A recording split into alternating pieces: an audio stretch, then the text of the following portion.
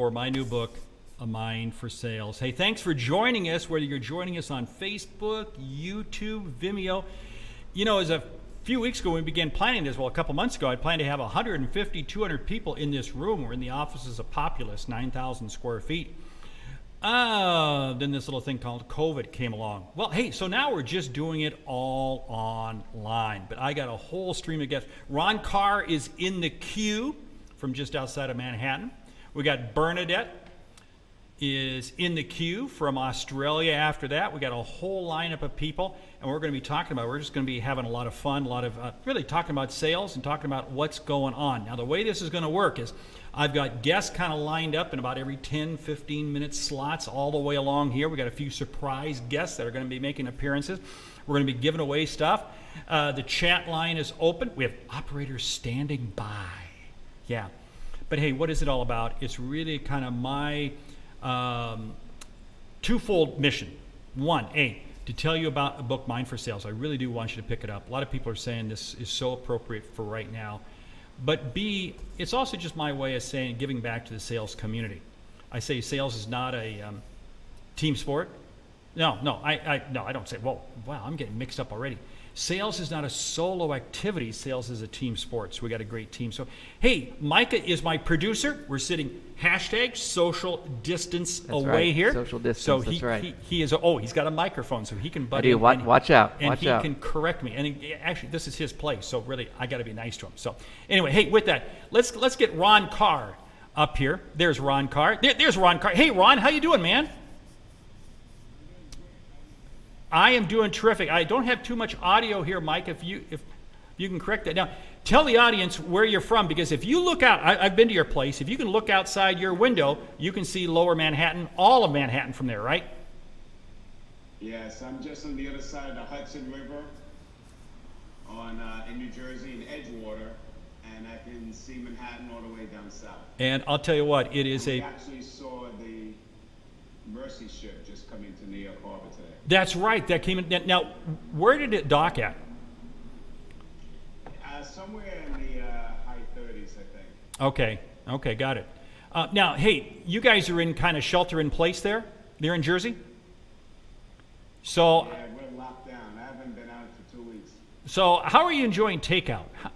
What is your favorite takeout meal? You know, hey, okay, we have a couch over there. I can't ask you to go sit on it, but so we're going to ask our guests some appropriate question. What has been your favorite takeout meal during COVID?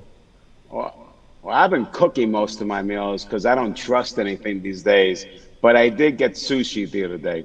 Sushi. And what was the best part of the sushi? That I was able to get it. It was different. Okay, now hold on here. So you're doing all your cooking. So now, what's your favorite meal? What is the thing that people? Well, I'm a would meat and lit- potatoes guy, but I'll still do. Now I'm doing chicken. I'm doing fish. I'm doing whatever's in the refrigerator, quite frankly. Is the refrigerator running a little low? It's getting there, so I'm gonna have to go to Whole Foods pretty soon. Okay, and I know your neighborhood because I've been there. You've allowed me to stay there before, and I know Yes. Whole Foods is up the road. So hey, talk to me a little bit about what are you seeing happening in the tri-state area from a sales standpoint, from a business standpoint, and how are you responding to it? Well, my view is not just in the tri-state, because like you, Mark, I've got clients all over the world, and I've been doing a lot of video, so I'm interacting with them a lot also. I think the same is true for everywhere, that people are still trying to get used to the new norm. And so one of the things that I've been advising my clients is don't make sales calls, but make help calls. And what I mean by that is people are looking for help in all ways and how they can adjust to the new norm. And they'll be more than likely to speak to those people than people who are only caring about themselves right now. Yeah, and you're also putting out some really good video content, because I did not realize this, but you were an EMT in a prior life? Yes. Yes, I was an EMT, volunteer medic on the ambulance squad in New Jersey. So this is bringing back some memories for me. So what are you telling clients in terms of how you help? What's a specific idea? Well, the first thing I think is one of the things that we always taught in sales and influence is empathy. When we look for high performing salespeople, we always look for a high score in empathy, not a 10, because you'll then discount everything, but at least an 8, because a high empathy score means that you have an interest in the other person. You're likely to ask them better and more questions than if you only cared about yourself. Well, today with COVID-19, we all need to have empathy. And I would suggest that the best way you start your conversation is through empathy, and just ask people how they're doing, how they're making out, and what are some of their challenges. And out of that are going to come some answers and how you can help them. Yeah, it really does change the dialogue of how we converse with clients and so forth. Hey, Absolutely. You've got a couple books out, because you've written some great books, and I know you've got a new book coming out, right? Do you have a new book underway? Yeah. We're actually writing it now as we speak. It's on the velocity mindset. Velocity mindset. You want to give us a little sneak peek? Sure. Well, people are always trying to figure out how can we do more faster. And in sales, for example, people are wondering, why is the sales cycle taking so long? Why is this person taking so long in getting a decision to me? How come they don't understand it? And there's things that we do on a daily basis that basically strip us of velocity. So I'll give you one example. We find that a lot of people are really tired at the end of the day because they're really busy, but they were task oriented. And often those tasks are not geared towards the direction they wanted to do in life. So the first thing, if you look at the definition of velocity, it's not just speed. Speed by itself will give you burnout, but speed with direction gives you velocity. So the first thing we should always do is have the outcome in mind and make sure that our actions support the outcome. If we do that, we'll gain velocity and achieve things faster. Hey, I love how you said that, because it's the outcome. Keep that in mind first, and then you work your way into that. So spot on. Hey, this is absolutely good. Now, we were together just, about 5 weeks ago in Houston? Yes, we were. Yeah, and it seems like that was like 20 years ago now. Yes, it was. I mean, it was amazing, because we were all kind of in Houston. We were probably, 200, maybe 300 of us there? And, yeah, about 300. We all saw it coming, but we all kind of like, no. And then boom, like a week later, boy, it really hit everybody. And I don't think there's a business in America that has not been impacted. Unless you make hand sanitizer, then you're making it through the roof. So anyway. Hey, Ron, thanks so much for you actually kicked us off today. You were the first guest. That is cool. And what's really cool Thank you for the honor. Well, no, this is really cool, because, again, we were really scrambling to kind of put all these pieces together really right up until yesterday, when we said, okay, we can make this thing work. It's going to work. And then I had some people in mind, and, of course, you were one of them. So I'm glad you were available, because right now everybody's available. So anyway. Hey. Well, if I can just say one thing. Yeah. I really strongly urge your listeners to read the book. I've had a chance to preview it. It's a gem, and I think that if people are in sales and they don't read that, they're doing themselves a disservice. Well, thank you, and I know you were a real inspiration for me on my first book, because you really gave me a huge plug for my first book, High Profit Selling. So, hey, any success of this book, A Mind for Sales, I guess I owe it to you. Don't cash the royalty check there. So anyway, but hey, for being on today's show, we're not paying for travel. Well, we are paying for your travel, so all your travel expenses have been paid for. Okay. Thank you. Hey, thanks so much. And we're going to jump over now to Bernadette McClellan in Melbourne, Australia. We're going down under. Bernadette, are you there? There she is. We don't quite have audio from you, Bernadette. Hang in there. Audio. This is great. We're going to get you there. We're going to get you up on the screen here. I'm still showing my face. There. Yeah, we're going to get there. We're going to get there. Hold on. There's Bernadette. There she is. Yes. Don't quite have audio from you. Got it. But we're going to get there. Like I said, audio travels a little slower than light. So how fast does light travel? Can you tell us that? Can you answer that question, Bernadette? Can you hold it up on a... There she is. How you doing? Pick a number. Pick a number. I love it. Hey, so tell me, let's see, you're in Melbourne, Australia. I've had the privilege of having a lunch with you in Melbourne because nobody makes it on my show without me first being able to break bread with them. I had to come all the way down to Melbourne. To break bread with you. So.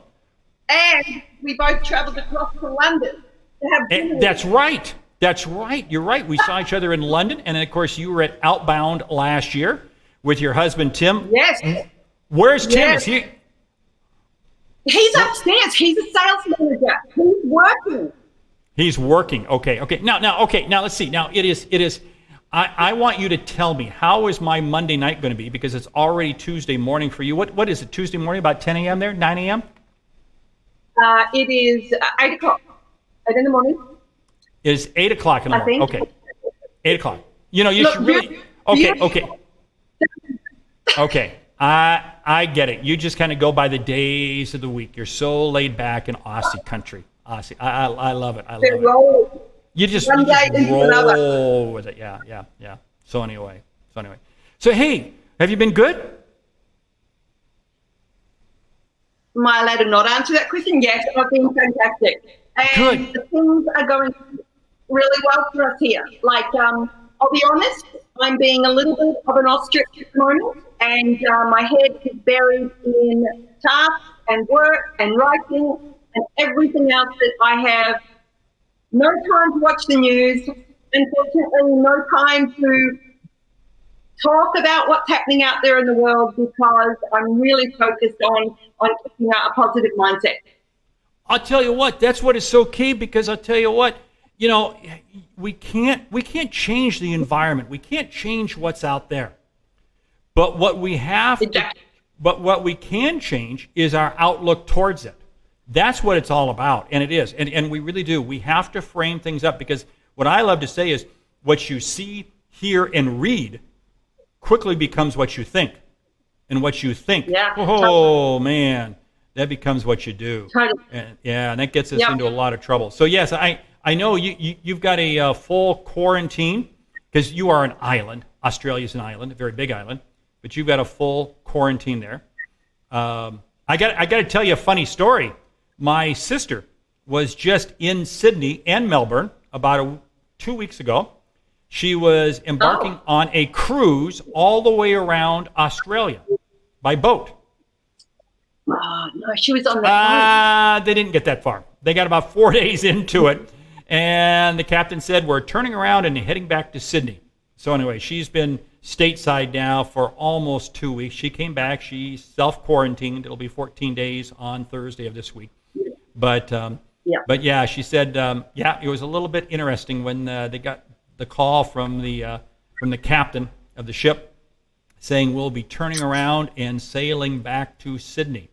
They were probably about a day's cruise west of Melbourne, because they had already visited Melbourne. So they were kind of coming back around. And but they said we will eventually dock in Sydney and have flights for you and get out of here before they quarantine before you get stuck here. Yeah. But anyway, they were all good. Almost all the people on the ship happened to be Aussies, because of course Asians couldn't travel, et cetera, et cetera. Yeah. And so anyway, but it's such a disruption. We've all been there. We've all, in one way, shape, or another, whether it's business is falling over, whether it's 9/11, whether it's GFC, whatever it may be, whether it's relationships we've had that have busted. We've all gone through some kind of black swan moment, and I think if we can become stronger as a result of it, not just bouncing back, but actually becoming stronger as a result, that's momentum. Oh, we will. Yeah, we will. I mean, I firmly believe that this will be just a blip on the radar screen of life. Yeah, it's a blip we won't forget about. Like 9/11, we don't forget 9/11. Yeah. We don't forget those milestones, in life. But again, we will get past it. And I'm feeling very, very good. Yep. Hey, the book, A Mind for Sales, and I know you haven't had a chance to read it. I'm sorry. I thought I had. Shame on me. I thought I had at least No, been no, able to. do you know what? No, it's in them. It's in this book. Jeff's book took 2.5 months to land here, and it had gone right around the world. So yours is out there. It's out there somewhere. Okay. Well, but you know what? I should have found a way to get you a digital copy ahead of time.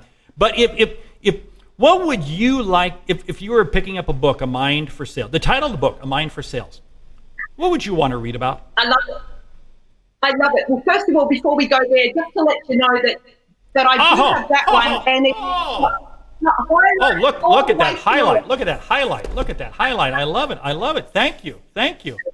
Thank you. So if it's anything like the previous books you've written, fantastic. Mind for Sales, I love it. Like, Mark, you know that I love the psychology side of sales. And I think what you've touched on there with this is, I love the title of the book. I think it's just so apt. And I think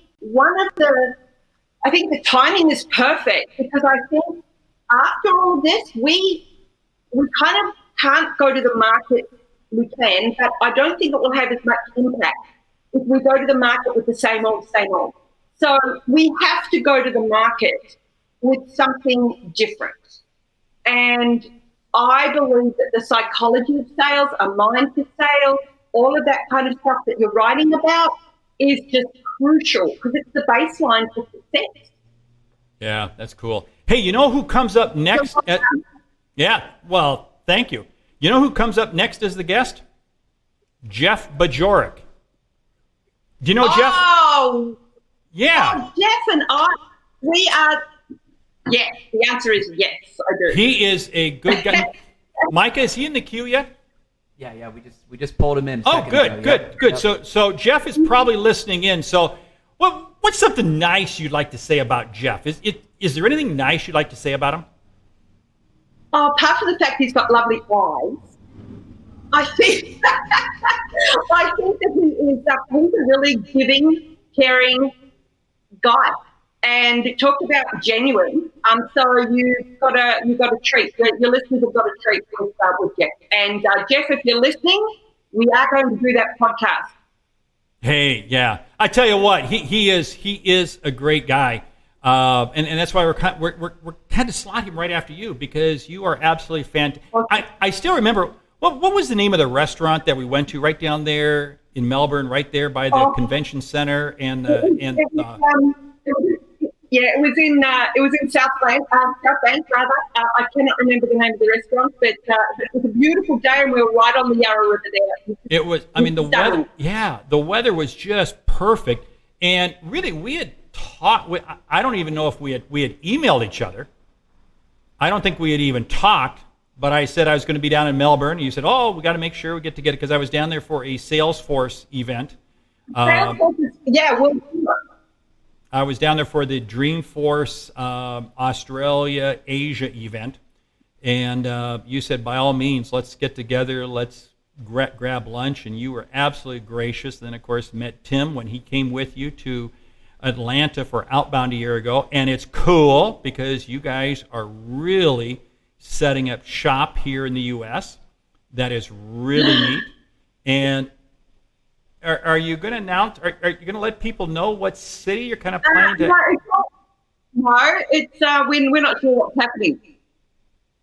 Okay. With all that's going on. Okay, that's Hopefully fine. the dream. That's fine. No, Yeah. things will work out. Yeah. That's good. No, it's good. Yeah. Hey, this is interesting. Micah, you're gonna love this, Bernadette. Victor Antonio, who is coming up in about an hour, said, Mark, we had a power outage and the internet is down. They say till 6:47. Just giving you a heads up. I'll give you a heads up if things change. So hey, wow, that's isn't this great? But anyway, hey, nothing you can do about it. I'm sure that has to do something with just weather in the southeast part of the United States right now. So anyway, but hey, this has been absolutely terrific talking to you. This is great. So anything big? Awesome. So, hey, but first of all, I want to ask you one question. Since you're eating at home, you're dining at home, Go for it. what will you be having? tonight. What will you be having for dinner? What's going to be on that table? Okay, we did discuss this last night, actually. We've got a chicken dish that we make. So Tim loves making his chicken Maryland. So we're going to have that. We've had one takeout where we sat in the car with a bottle of beer and a little bottle of wine, and we sat in this beautiful, looking out over, we saw kangaroos, there was the greenery, there was a little river not far from where we lived, and then we realised it was the entrance to the local cliff. Okay. So the local dump. So it was beautiful, and we just sat there and pretended we were somewhere else in the world. I love it. I love it. I love it. So anyway, hey, thanks for being guest number 2 and getting up early. My pleasure. Hey, I just great. want to say congratulations on the launch, Mark. Congratulations on everything. This is an awesome event that you're doing live here. And I seriously, if nobody's read Mark's stuff, get out there and buy it in one format or another. It's awesome. So lots of love. Hey, I will. I hope to see you soon here in the United States. We will. Take care. We'll see Take you care. soon.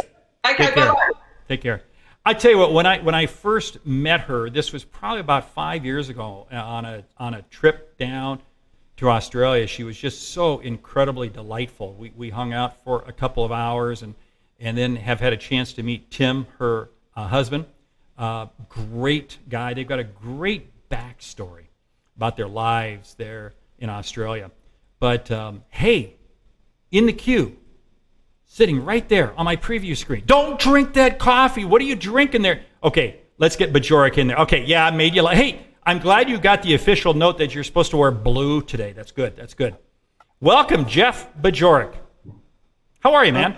Thanks for having me, Mark. I was going to give you grief for putting me behind Bernadette, because who wants to follow Bernadette? I mean, like, how do you follow an act like that? Well, she's so classy and so much fun. She said nice things about me. So I know.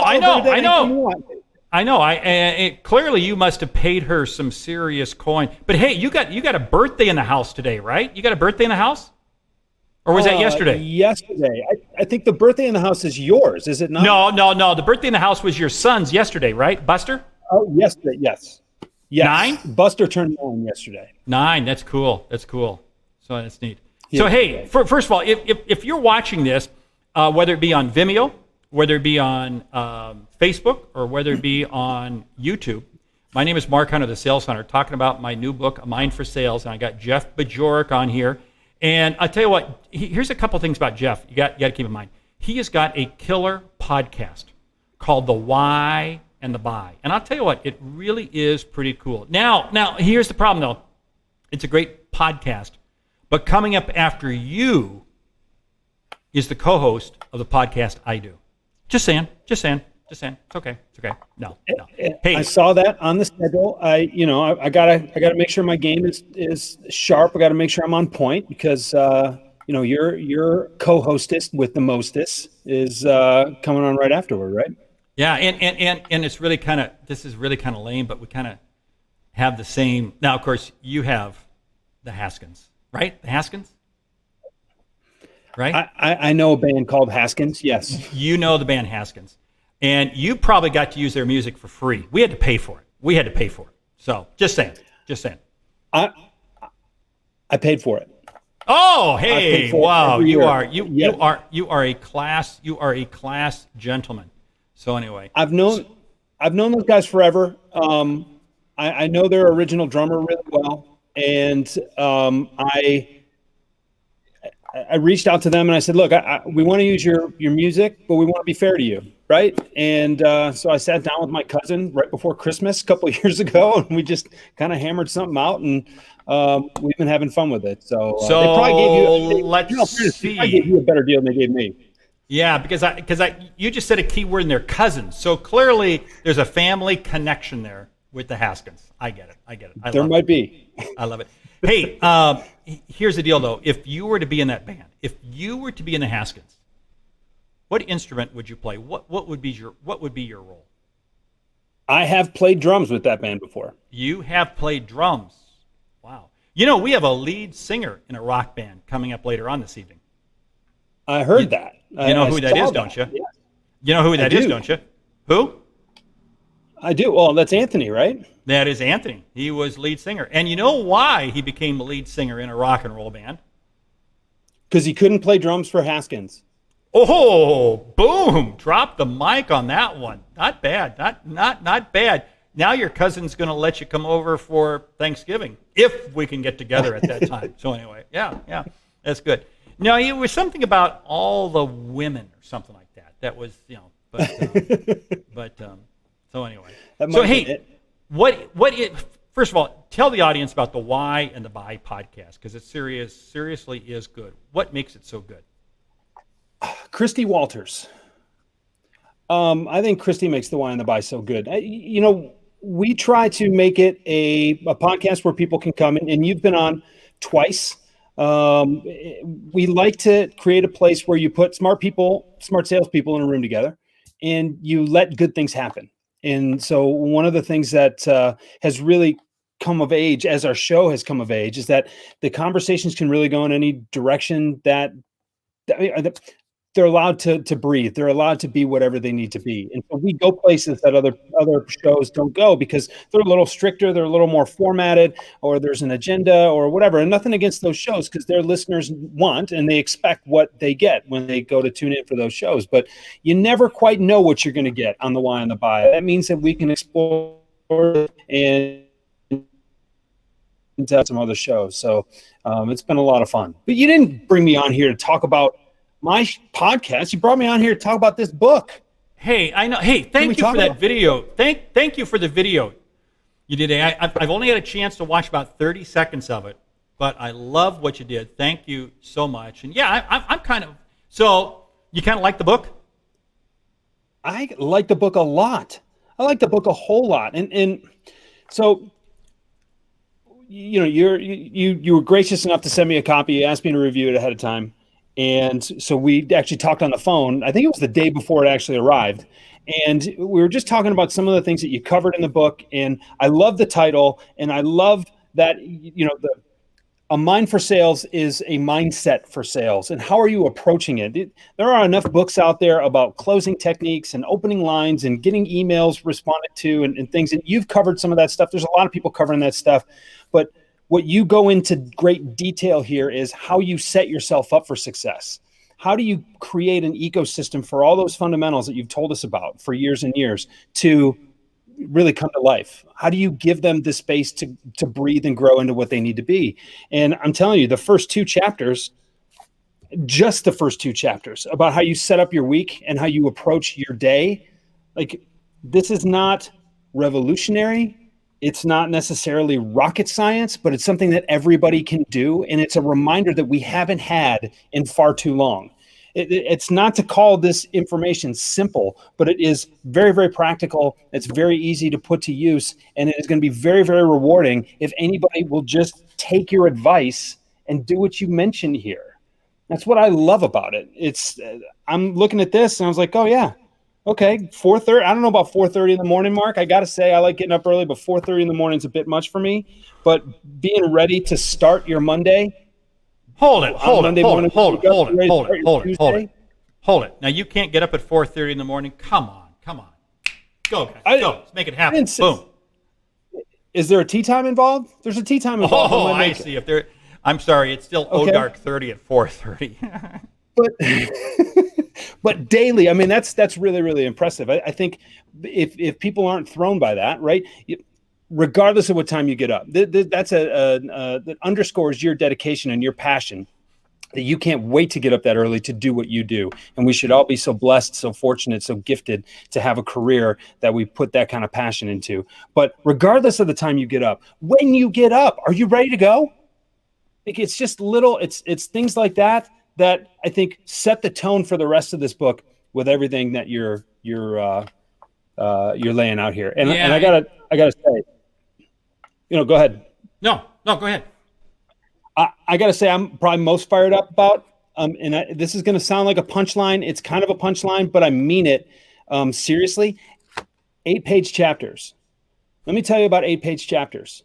that means I will probably read more. If I have a book with 8-page chapters in it, I will probably read that book faster and get through it faster and put the information to use more readily than a book with longer chapters. Because I see someone's 25, 30 pages, like, oh, all right, I got to sit down.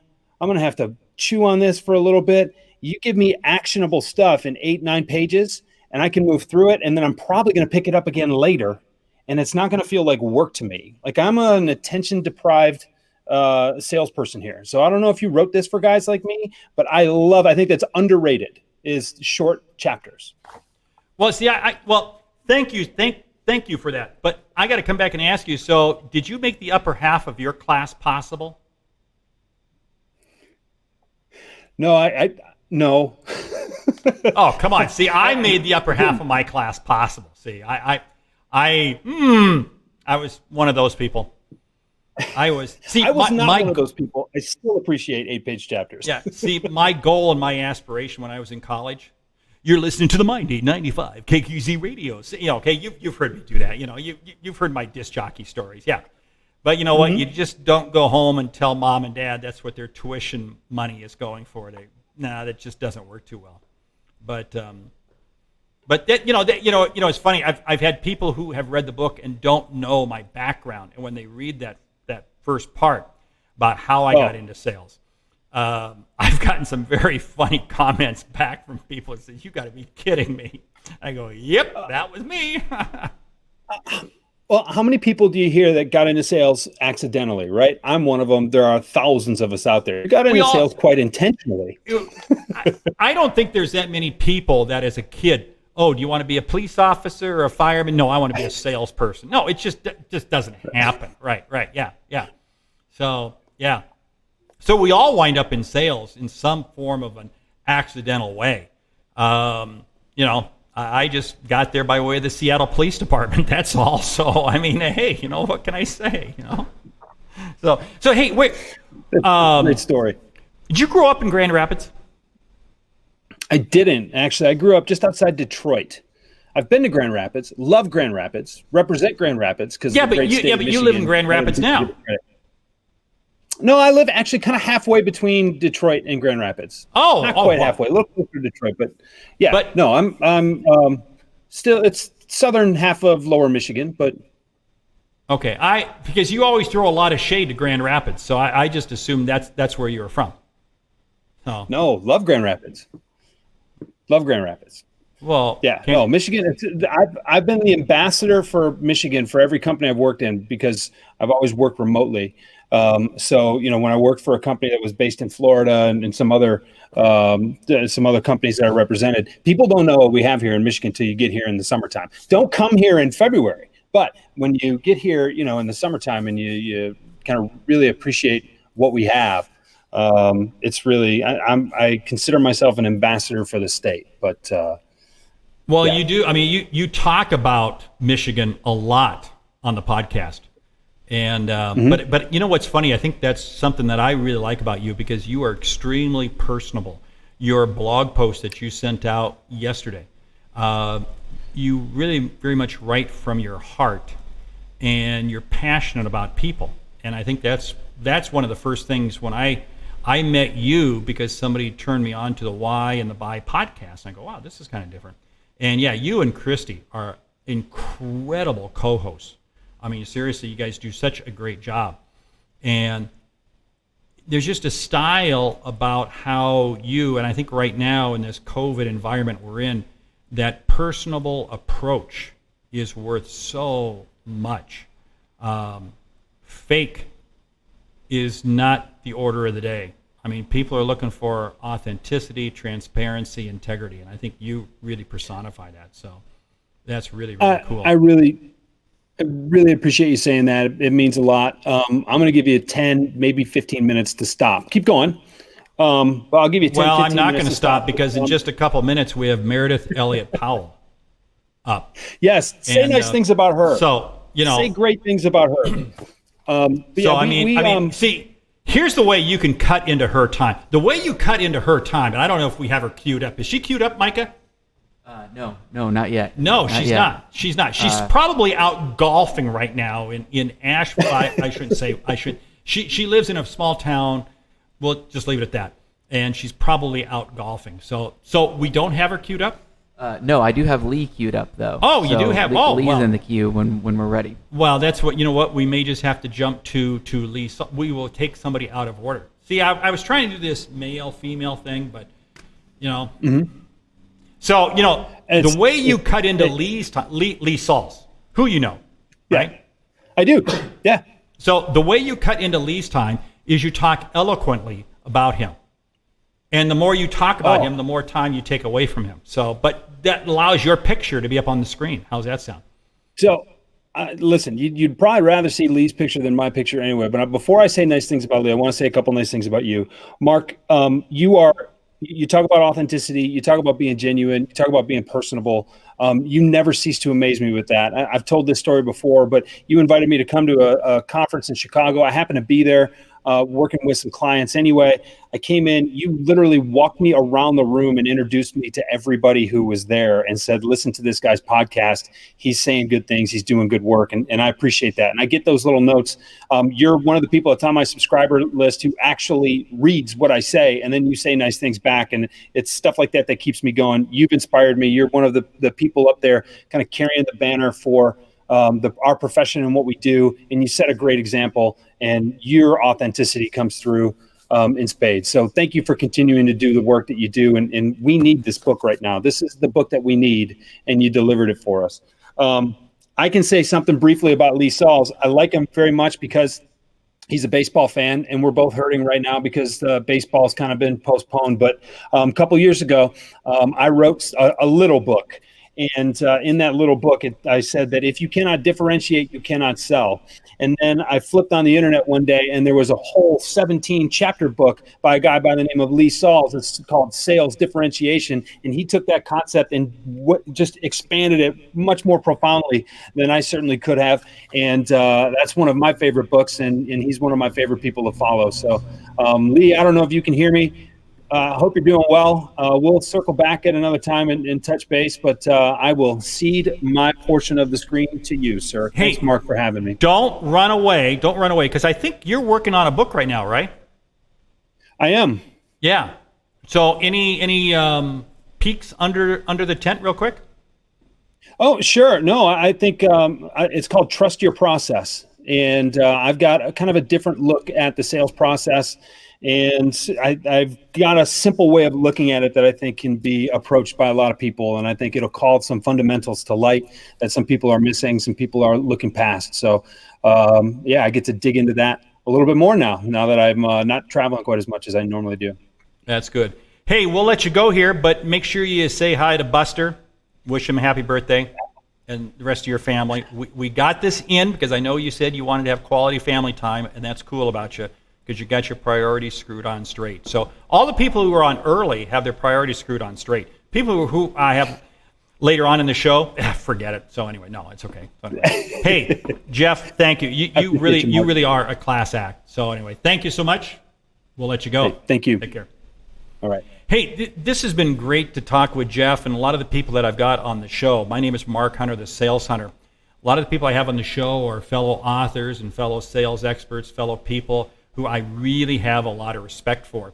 And it's very interesting, but when you write a book, you really realize it is a painful art. And the gentleman have coming up next, Lee Sauls. And we really get to dance together because he has the privilege, along with me, of using HarperCollins Leadership as our publisher. And it's a real honor. So, hey, Lee, welcome to the room. Thank you. Thank you for joining us. Mark. How you doing? Good, thank you. Listen, we're going to do this virtually, my friend. There it is. There it is. Whoa, what are we holding up there, Lee? Look at that. I got to... Your internet's breaking up a little bit, buddy, but that's okay. It's okay. You're holding up the ball. Oh, we lost Lee. Oh no. Well, we will get Lee back here in just a second. We're having a little bit of He hails from Minnesota. And Lee is an avid baseball player. I don't want to say avid. He is rabid about it. And I know he's seething in pain because there's no baseball season, and his son gets to play college ball, which is really, really cool. Lee has written a couple books, Sales Differentiation, which is absolutely a great book. Came out about a year and a half ago now, 2 years ago now maybe, from HarperCollins Leadership. And he told me just a couple months ago, kind of quietly, he has a new book that is under contract. Hopefully we're going to get him back on here in a second. We are having technical issues. But you know what? If we didn't have technical issues doing something live like this, it just wouldn't be right. So maybe I should just go ahead and read a chapter from the book. No, I wouldn't bother to do that. But hey, here's what I do want to say if you are watching this right now. Make sure you pick up a copy of the book, read it, and do me a favor, if you will. Send out, put a selfie. Do a selfie of yourself with the book and throw it up on social media, hashtag A Mind for Sales. Because every day we're going to be kind of out there trolling social media, looking for those pictures. And we're going to select one a day, and you're going to win something neat. You're going to win something cool. But here's the other cool thing. And right now, I got to say, it's 4:33 Central Time. While we're waiting to get Lee Sauls back up, we should do a giveaway. And the giveaway is this: you are going to get a free membership in our new online A Mind for Sales program that is coming up. If it is 4:33 right now, you have to post a picture or something referencing A Mind for Sales. And whoever does that first right now is going to be able to get that free membership into our online program, A Mind for Sales. So hey, Lee is back in the house. Lee, let's get you up full screen, because it's funny. My phone is blowing up here as we talk, and I love it because it's blowing up in a good way. So Lee, introduce yourself while I kind of see what Victor Antonio has to say right now to me. It's all yours. Mark, Mark, hang on. First things first. I got a bottle of champagne here. We're going to have a little toast. This is your big day, my friend. Thank you. So, a toast to you. And I know I'm not an alcohol drinker, so. Oh, you're breaking up again. You know what? We got to get you to invest in some better internet there. But no, that's okay. It could be on our end. Did we lose our connection here, Micah? What? Stream is good. Just having a couple problems. Oh, it's okay. It's okay. Hey, the stream is good. We will get Lee back up. Victor Antonio just sent me a text message. It's great. Lee has got power back, I'm sure, because he lives in the southeast part of the U.S. That undoubtedly probably had some storms, et cetera, so not unusual for them to lose power kind of this time of day. But anyway, we will get Lee back up there. Now remember that prize, that contest, I said if you posted something, A Mind for Sales right there at 4:33, whoever hits closest to that time, I've got people, my team, Amy and Ann, are going to be checking the internet, and they're going to find you, and you will win membership into our Mind for Sales online program that we'll be announcing later on this week. Because again, we just got to get kind of the book launch out the door first. It's cool. And man, I am so glad I am not having to do all this myself. I got Micah here. A little bit of background where we're coming from. This is in Omaha. We're in the offices of Populous. It is a co-working space. And unfortunately, with COVID and everything, it's very, very quiet here. It's 9,000 square feet on 2 levels. It's really kind of a cool complex, outstanding complex. Hey, Mark, it's just the two of us. We have Meredith on deck, so why don't we see if we can pull Meredith into the stream? Oh, well, there is Lee back up. Lee, well, we got Lee. So let's see if we can take Lee here for a minute. Let's do Lee and tell Meredith to wait. How's that sound? Okay.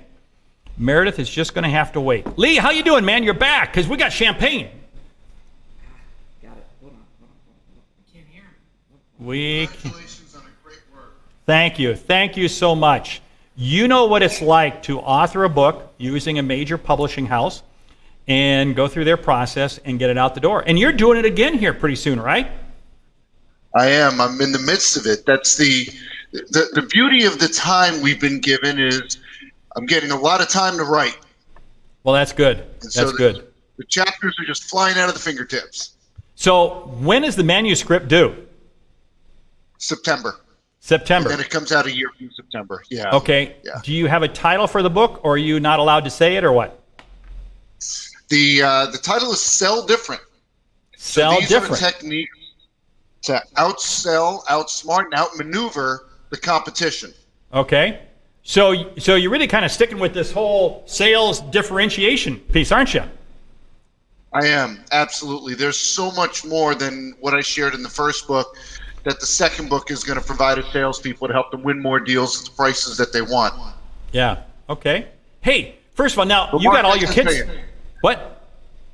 Yeah, everyone's home, but it's really important. I know we don't have a lot of time, but there's a page 25 in your book that I think the audience needs to hear if they haven't read the book, which is you need to master your mind, but also your time and your heart to allow you to achieve the level of success you're capable of achieving long term. If you want to be a leader tomorrow, you need to be a leader today. And you could not be more apropos, Mark, with that statement. Well, thank you. Thank you. You know what? I mean, when I wrote this book a year ago, I had no clue we would be in the situation we're in today right now. So, yeah, it really is. I mean, you know, the words Really, rang everyone else true. knew. What now? Everyone else knew this was coming. How did you Yeah, not yeah, know a right, year yeah, ago? I know. Yeah. Oh, you smart Minnesotans. You smart Minnesotans. So anyway, hey, Yes. what's that on top of your bookcase up there? Are those all baseball hats? Those are all baseball hats. It's from my boys. So every team they've ever played on, that's a hat from that team. Wow, that's cool. I mean, you have to be in anguish right now not having baseball season. Oh, it's killing me. Killing me. Yeah. Now, your And both of son. my sons have had their both of my boys have had their baseball seasons wiped out. Yeah. Now you're also a power lifter. I am. You're just I've, you're just a man of everything, I aren't just you? came out of retirement. Yeah, I just came out of retirement. Now, why did you go into retirement, and why did you come out of retirement? Because what was it? About a year and a half ago, I completely ruptured my triceps in the gym. That had to hurt. Had surgery. Yes, it did, and had surgery, and was told I was done with powerlifting forever. And I took to that, but I've been training really hard, and I've gotten myself back, and I'm not asking my doctor his opinion. And I'm planning to compete a year from February in the Minnesota State Powerlifting Championships. That's cool. That's neat. How does your wife feel about that? She's fine with it. Or you haven't told? No. Let's check let's check that life insurance policy just one more time before you commit. I see. Just make sure the medical insurance is paid, et cetera, et cetera. I Exactly. understand. I understand. Exactly. So anyway, so hey, so you're filling your time right now reading writing your next book.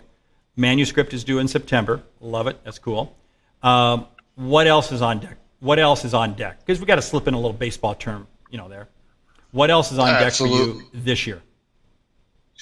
Well, right now I'm spending a lot of time with my clients and their salespeople and helping them to navigate this challenge. The world's never seen this before. And salespeople are looking for guidance. They're looking for some help, saying, what should I do? Should I not call anybody right now because they think that would be intrusive and unfeeling? Or do I just keep prospecting or do I bury my head in the sand? They don't know what to do. So I'm doing a lot of work with my clients and helping to guide them and navigate them through these issues. Yeah, that's cool. That's cool. Hey, we're going to have to wrap this up here in just a bit because I think we have Meredith. Sure. Is she on cue? Unfortunately, She's she had a hard stop at the top of the hour due to another engagement. So I was trying to have you as. But anyway, hey, it all works out. It all works out. It does. So now, it does. Now, the way you can cut into her time, Meredith Elliott Powell, Yes. you can cut into her time by waxing eloquently about her. So what would you like to say about her? First of all, I've had the opportunity to see her speak a couple of times, and she is amazing, just absolutely fabulous. Not just the way she presents, but her message and her content is absolutely wonderful. So I don't know. I'm sure she has stuff on YouTube because no one's touring right now. But I'd look her up and watch her videos, share them with your sales team because she's amazing. She is excellent. She and I just spoke at the last event I did. I think it was the last event she did about 4 weeks ago, and she crushed it in front of the audience and just did a great job. So, hey, Lee Sauls, now you're a Minnesota. Now, are you a Minnesota boy originally, or did you move there? Oh gosh, no. No, that's right. I grew up in New York City. New York City. That's right. I forgot. That's right. You've told me that story because you actually proposed. You proposed to your wife in the White House, right? In the Rose Garden. That's right. In the so Rose Garden. Now, hey, audience, think of that. Look at this guy. Look at this guy. He proposed to his wife in the Rose Garden in the White House. That's pretty cool. That's neat. So anyway, well, hey, we will let you get on with your evening. Thank you for helping me get this book launched. Thank you for helping me get A Mind for Sales out the door. We will let you go. Say hi to your kids. Say hi to your wife. Enjoy powerlifting. And I hope you don't use either of those insurance policies, okay? Absolutely. And Mark, Jamie said to say congratulations as well. Hey, remember thanks she so much. met you back in Salt That's Lake. right. Yeah. That's right. We met at the Marketing Relationship Summit in Salt Lake City back in July of last year. Yes, good. Exactly. Hey, Exactly. Mark, take care. best of luck with the launch. Thanks so much. Bye-bye. Thanks so much. Hey, if you're just joining us now, my name is Mark Hunter, the Sales Hunter. We had originally planned to have about 150 people live in this room here, and but that wasn't going to work out. So we said, hey, we're going to have to just do something live online as a way to launch this book, because the book, A Mind for Sales, comes out tomorrow morning. And thank you for all those of you who have already bought a copy, whether it be the Audible, whether it be the MP3 version, whether it be the hardback, whether it be the Kindle. But hey, right now, I have in the queue Meredith Elliott Powell, who is my co-host on Sales Logic podcast. Meredith, welcome. Thank you. How are you? Thank you. I'm excited to be here. I am good. Apologize. I may look a little rough. I just got off the mountain bike. There it is. Boom. I told Micah when you weren't set to go, I said, she's probably still on the golf course. She is probably still on the golf course. So good. You were on the mountain bike. I think it fits in well with your theme. I mean, you got to get your head right around sales, your mind right around sales. So I was just doing that. Just doing that. I love it. And I know you have a hard stop in 15 minutes for another engagement that you have to scoot out to. Not scoot out to, but scoot onto, because everything is happening on Zoom right now. So anyway. That's right. Listen, I gotta say your studio looks amazing. You like that? And it's not a green screen. This is 9,000 square feet of office space, and there's two of us. It looks great. Yeah. Who knew Omaha was so hip? Hey, come on, man. I'm not. Hey, you want? Hey, Warren. If it works, Warren Buffett actually lives this street right out the window here. You can't see it. Warren Buffett literally lives on this street up about, what would you say, Micah? 32 blocks? Yeah. About 32 blocks up this street. So, but I'll drive past his house on the way home tonight. So, you want me to stop and say hi to him? Yeah, that's pretty. That's pretty cool. Yeah. So I mean, don't go picking on Omaha, man. Don't go pick, because I could pick on where you live. I believe I said it was hip. Yeah, I believe you said it was hip. Okay. I wouldn't go that far. So anyway, hey. So listen, I'm excited about your book, and excited about the launch. And I think about one of my favorite things about it that I think is super important right now is that it is daily habits. When nothing you say, could be more important right now than consistent. Okay, now you are the master of daily habits. I mean, seriously, I get text messages from you all hours of the day, all hours of the night, and you are obsessed with staying focused. How do you do it?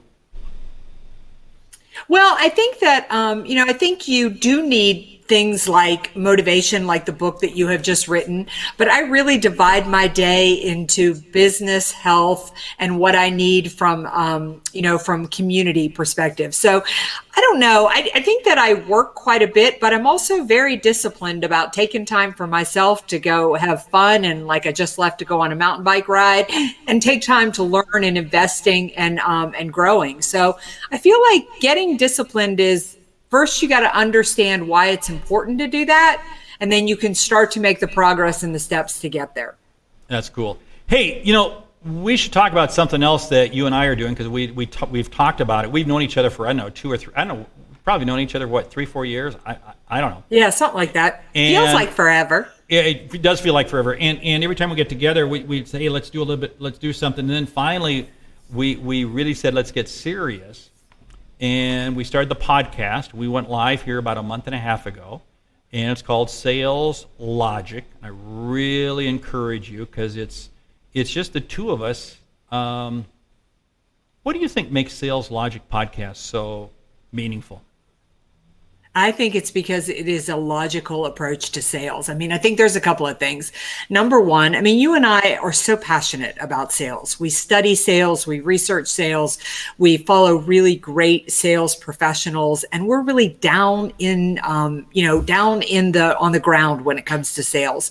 So the podcast is really dealing with the real life challenges that people are facing around sales, as well as dealing with a logical approach to what it's going to take in today's marketplace to be successful. I mean, we're really dealing with stuff that is real world, real life, and stuff that is timely. That's kind of my favorite part about it. And I like the fact that sometimes we agree and sometimes we don't. Oh yeah, I mean, we've had a number of times that we have not agreed, and I think that is good. You know what I like about it is we've got kind of a pattern, and although we're still early into it, we've done 6 or 7 episodes. We've got a couple more in the can, but we take kind of a question from the audience, a question that's been sent in to us. We answer that. We do a deep dive into kind of an issue happening. And then we do kind of a lightning round, and we get all that wrapped up in about 15 to 23 minutes or so. So it's not lengthy, but it's a good interaction. I know from people who I've shared it with and have listened to it, they say, hey, this is really a good podcast. So yeah. Mark, I do want to do a podcast on this book, because I just heard you talking to Lee a moment ago, and I think it is. I mean, you had no idea when you wrote this book how critically important it was going to be. And I'm really curious why. Why was this the next step? I mean, you've written other books, other successful books. Why was this the next logical book to write? The answer I've been telling people, and I think it's going to evolve, because my first book was High Profit Selling, which was how to maximize price. When I wrote that book, I realized that, wait a minute, if you don't have the right prospects, you can't close at full price. So then I wrote High Profit Prospecting. And then I came to the realization that if you don't have the right headset, you really can't do anything right. So then I wrote A Mind for Sales. So really what it came down to is I went and watched Star Wars movies, and I saw all the prequels. So I just kept that thing going. But I think though really the genesis behind it was my passion for sales, because you and I have seen far too many salespeople struggle, far too many salespeople who are in sales for the wrong reason, far too many salespeople who never reach their potential. And you're right, I'm passionate about sales, you're passionate about sales. And when you really spin it around and answer the question, and this is to steal it right from Simon Sinek, the why do you sell? And it's to help people. And when you put your focus in that direction, it's amazing how things change. It changes your perspective.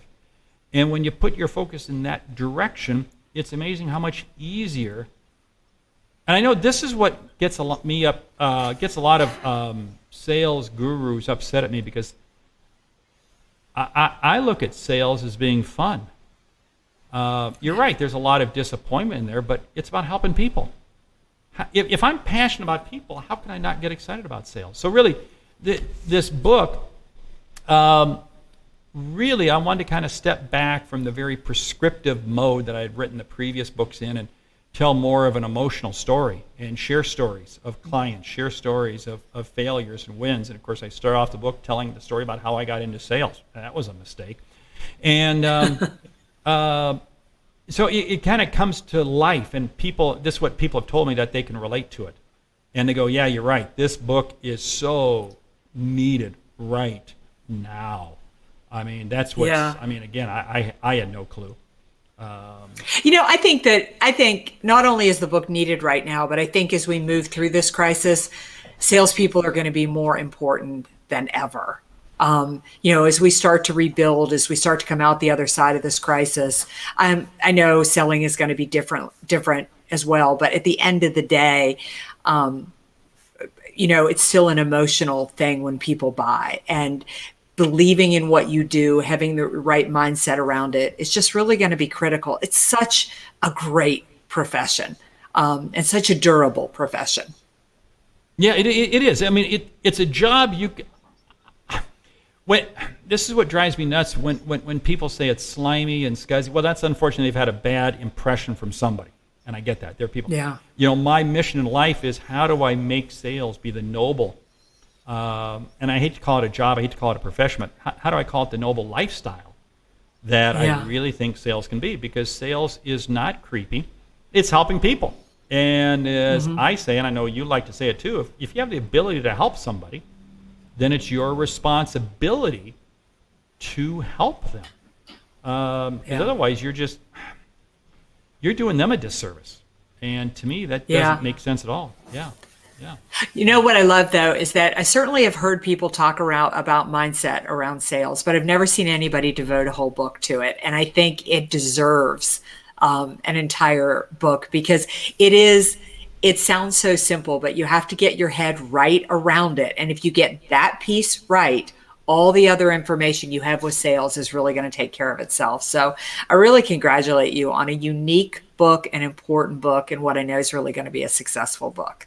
Well, thank you. And you know what's really kind of funny? If my college professors knew I wrote a book on the mind, they would be, no, it can't be. I mean, it can't be. My high school teacher? No way. I mean, you're okay. I guess maybe I finally got my education post my degree or whatever. But hey, I want to talk for just a second, because you and Mary Kelly have come out with a book. You came out with a book a couple weeks ago on succession planning. Mary's going to be on later in the show. And you've written a number of other books. But tell us right now about your succession book. Tell us what it's all about and why people should get it. Well, you talk about another timely book, right? We've written a book, released a book called Who Comes Next? Leadership Succession Planning Made Easy. And it is really asking the question and answering the question, do you have the right people in place to make sure that your business is sustainable long term? And kind of like you, Mark, we had no idea about COVID-19 when we wrote it. And so we were really thinking about people retiring or people leaving for another job. But geez, I mean, think about it now. Think about the positions that you have in your business that are critical for it to be successful. And this book really helps you in a very simple and easy fashion really solve one of the most important issues in your business, and that is attracting the right talent, developing and building that leadership bench, so that if anything happened to you or any other member of your team, your business will not only go forward, but it will actually thrive. Yeah, and you and Mary make an unbelievable combination. You got to kind of do full disclosure here, because you and Mary, along with Sam Richter, myself, we've kind of created a mastermind group, and we're working on some other things. We have the business leadership roundtable idea that we're going to be coming out with shortly. Because again, the four of us got together and we said, wow, there's a lot of ideas, there's a lot of content, and a lot of ways we can help people. But now you've got a number of other things that you are working on. Tell the audience kind of what else you're working on out there. Yeah. Well, Lee sort of said it so well. I think with most of us locked up with COVID-19, we're all at home working on books. I've got a new book that'll be out in the fall that I've actually been researching for the last 2 years that is called Thrive: Strategies to Turn Uncertainty to Competitive Advantage. I am turning all of my books into online courses and content that can be digested in lots of different ways.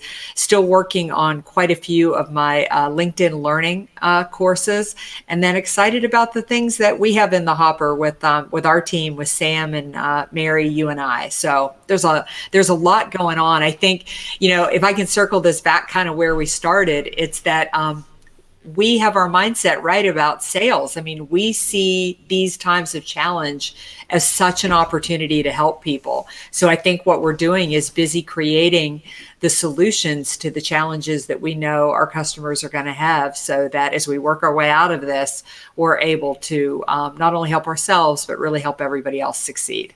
Yeah, you hit on something really cool there, and that is this whole deal of active, not taking a break. This is not the time to put the head down, but this is the time to really power up.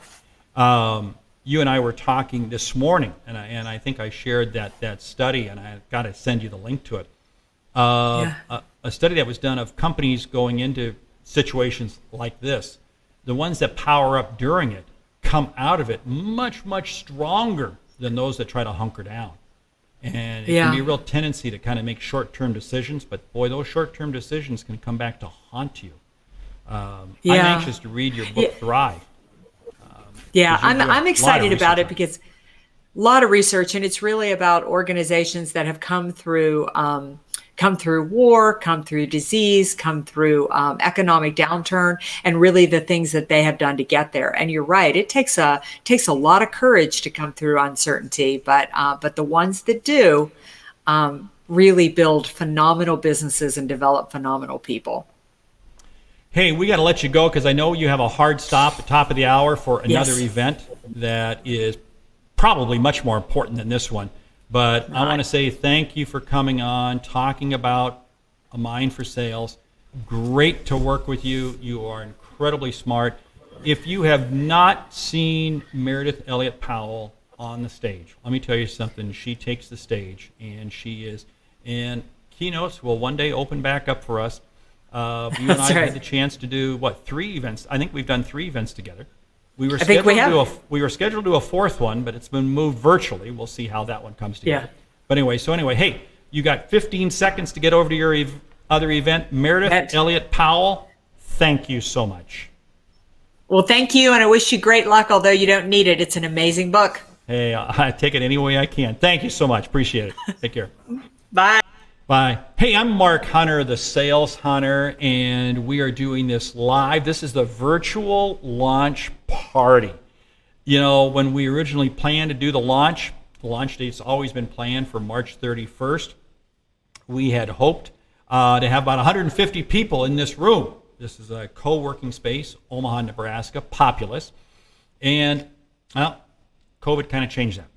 So we said, we're still going to do something. So we just said, hey, let's take it online. Let's go online. And that's what we're doing right now. We're streaming live to Facebook. We're streaming live to YouTube. And we're streaming live to Vimeo. We got a whole list of other great guests coming up. Patrick Tinney is going to get ready here in a bit. We got Craig Kleeman, Mike Weinberg, Victor Antonio, Anthony Iannarino, who wrote the foreword of the book. We have Sam Richter, Mary Kelly, Larry Levine, Sherry Leviton, and Stu Heineck. Hey, this is an unbelievable lineup. Micah, do we have anybody in the queue right now? We don't right now. No. We don't, but that's okay. When we get somebody in the queue, just go ahead and put them up on the preview screen. And let me tell you something a little bit about the book. Let me tell you something about how it came to pass. I wrote the book last year.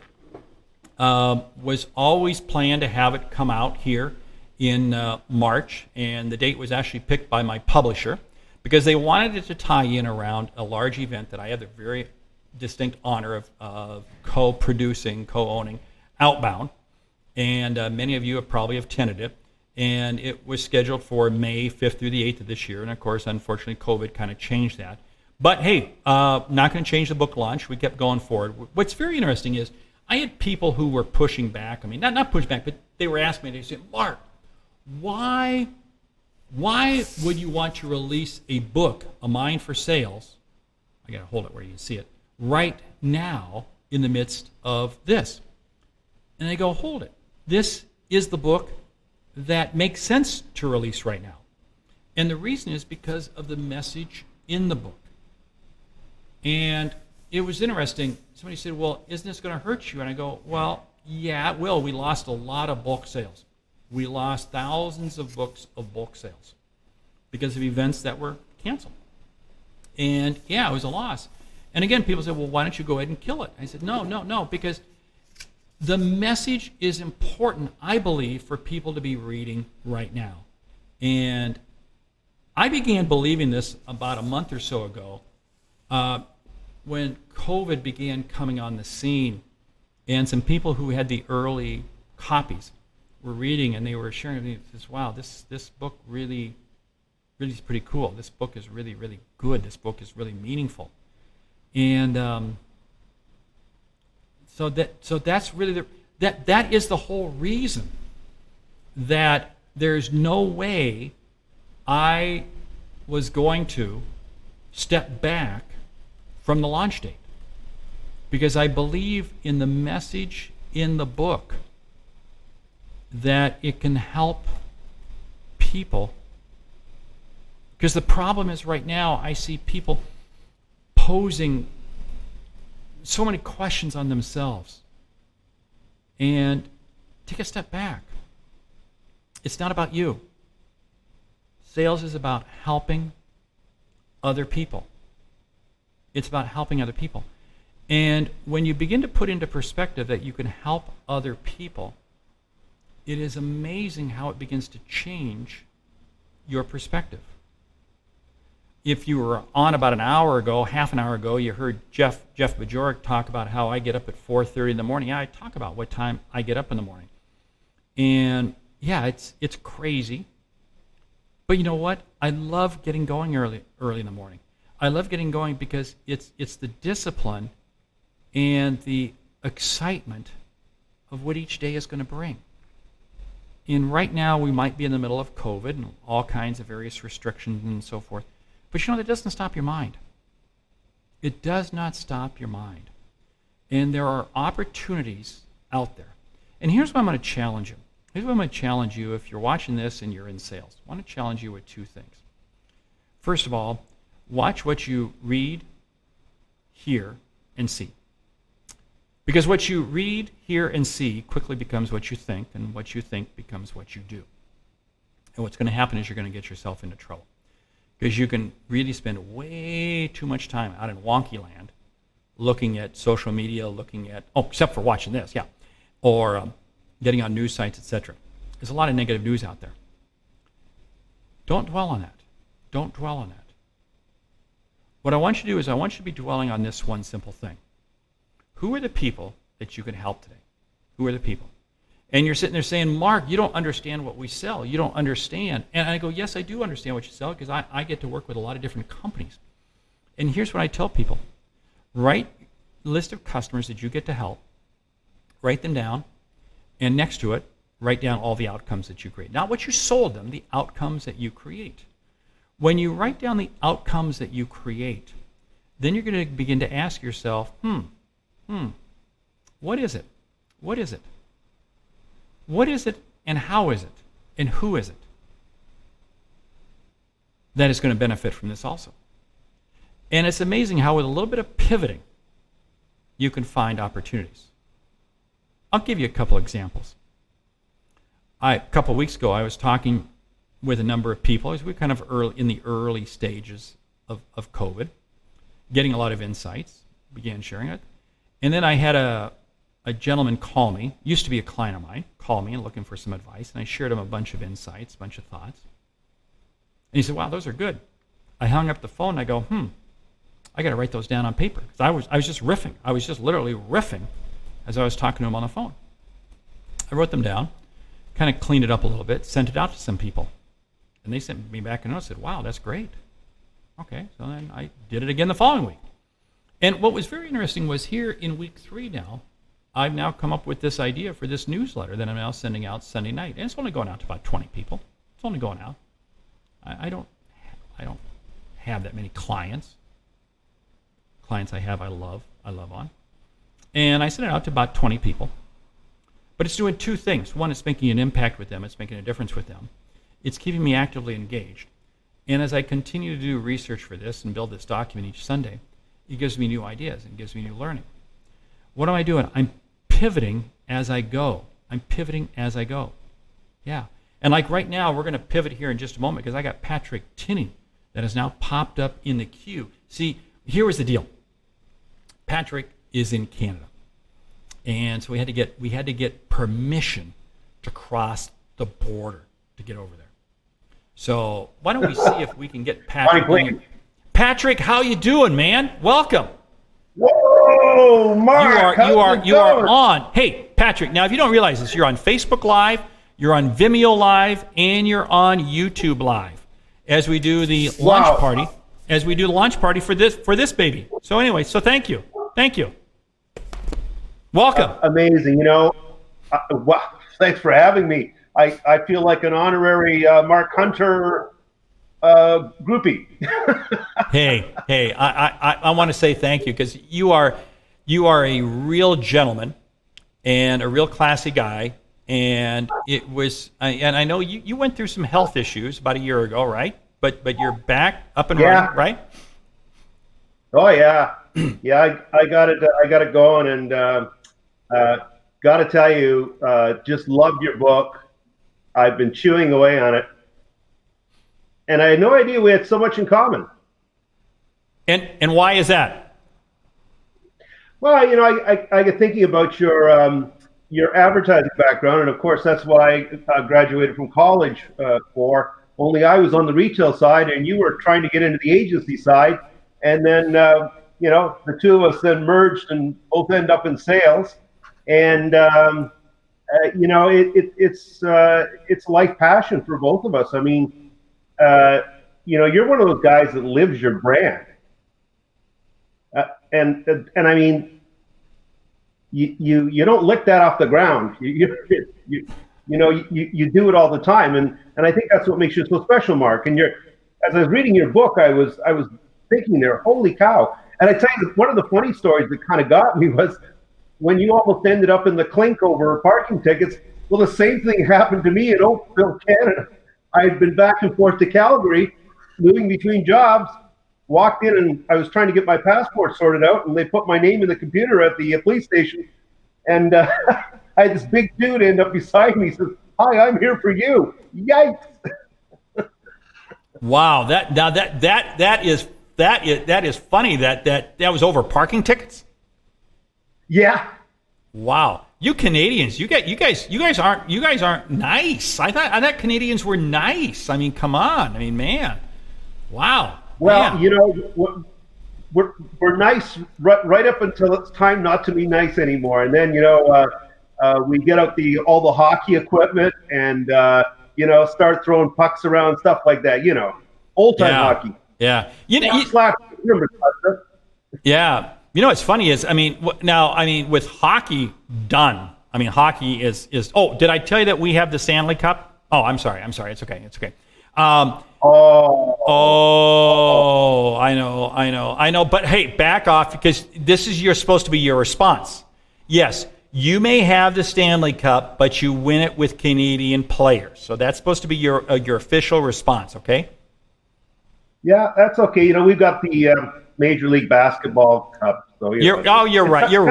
You got the what would you say? Major League Basketball? Hey, that's called the National Basketball. Whoa, man. Oh, NBA, CMA. Who could? You know, for us, basketball is kind of this, you know, this thing that we do when we're not playing hockey. You know what I mean? I know. You guys are obsessed with hockey, but you're also equally obsessed with curling. I mean, you guys are really into curling too. Oh yeah, and golf. Golf? We can't. Oh yeah, we can't get enough of it. I mean, Canada is golf crazy. Now, do you play that with orange balls in the winter or what? Actually, I see. That's why you all go to Florida. I got it. I played in a. It was a charitable event, and it was called the Polar Fest. And it was we drove balls off of little mats, and they would get embedded in the snow, and they were orange. And the whole deal was you had to figure out where your ball went. I love it. That is so cool. So hey, tell the audience because you're in Toronto, right? Yeah, just outside of Toronto. You're not in Mississauga, are you? No, I lived in Toronto for about 25 years after moving back and forth across Canada. But you know, the way our businesses are, they're kind of virtual. So I said, you know, get me up north. I live in the Lake Country. I bought a house that's embedded in 3 farms, and I'm just having fun. I love my life. You know, I go wherever I have to go to, you know, to do things that are kind of cool and help other people change their thoughts about being uncomfortable selling. Just like you, I keep reading this in your book, and I'm going, man, this guy you're really hitting on all those emotional buttons. Well, I tried to. So anyway, but hey, you've written a couple books, and you've got another one coming out. Tell the audience titles of your book and the new one coming. Well, the first book actually took me 7 years to finish, and it's called Unlocking Yes, Sales Negotiation Lessons and Strategy.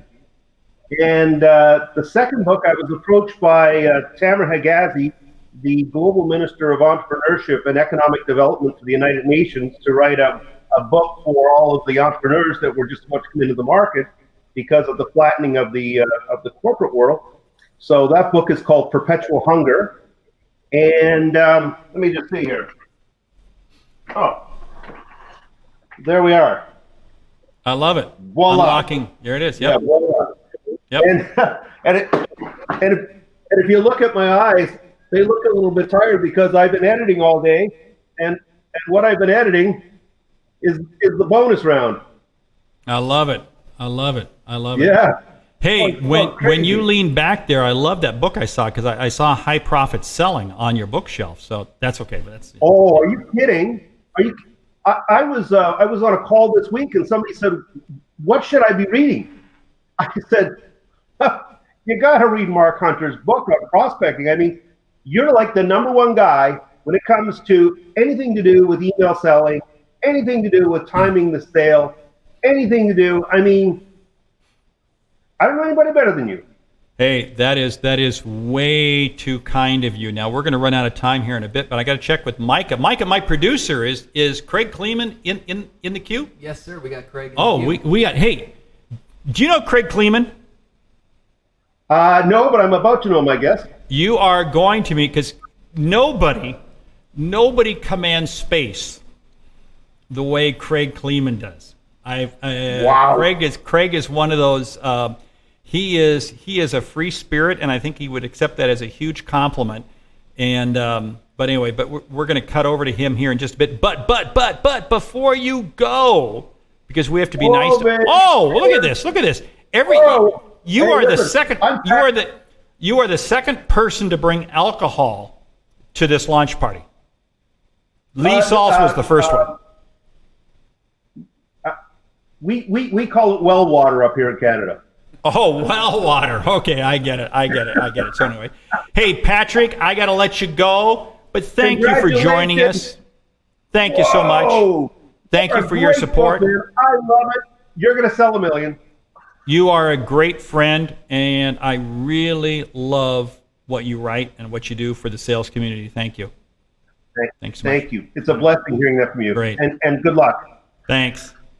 Hey, I'm Mark Hunter, the Sales Hunter, and this is the virtual launch party that we're doing online. We're doing it online because, well, we're in the midst of COVID-19. And what we're doing is we're streaming live to Facebook, we're streaming live to YouTube and to Vimeo. But there he is in the preview screen, none other, standing on his balcony in Chicago, the man, the myth, the legend, Craig Kleeman. How are you, man? Hey, I'm great. Mark Hunter, how are you today? I'm so glad that you could join. I am so glad. It seems like we were together, 2.5 weeks? In fact, it was the last trip I made. We were together, Yeah, we were in Orlando, Florida, weren't we? We were in Orlando, Florida at the Sales 3.0 conference with Gerhard Schwantner. Yeah. And I was a last-minute addition. He asked me to come on down to fill in for some people who couldn't make it. And I think you were kind of in that same deal, but it was absolutely a kick to hang out with you. So now you're stateside because you spent a lot of time in the Philippines, right? I do, and I am right now on the 33rd floor of my high-rise building in downtown Chicago. It's a bit chilly, but I set my little studio up out on the balcony here, and I am working my way through the Corona situation, and I am thrilled to be hanging out with Mark Hunter online right now. Well, this is cool because I mean, you do so much.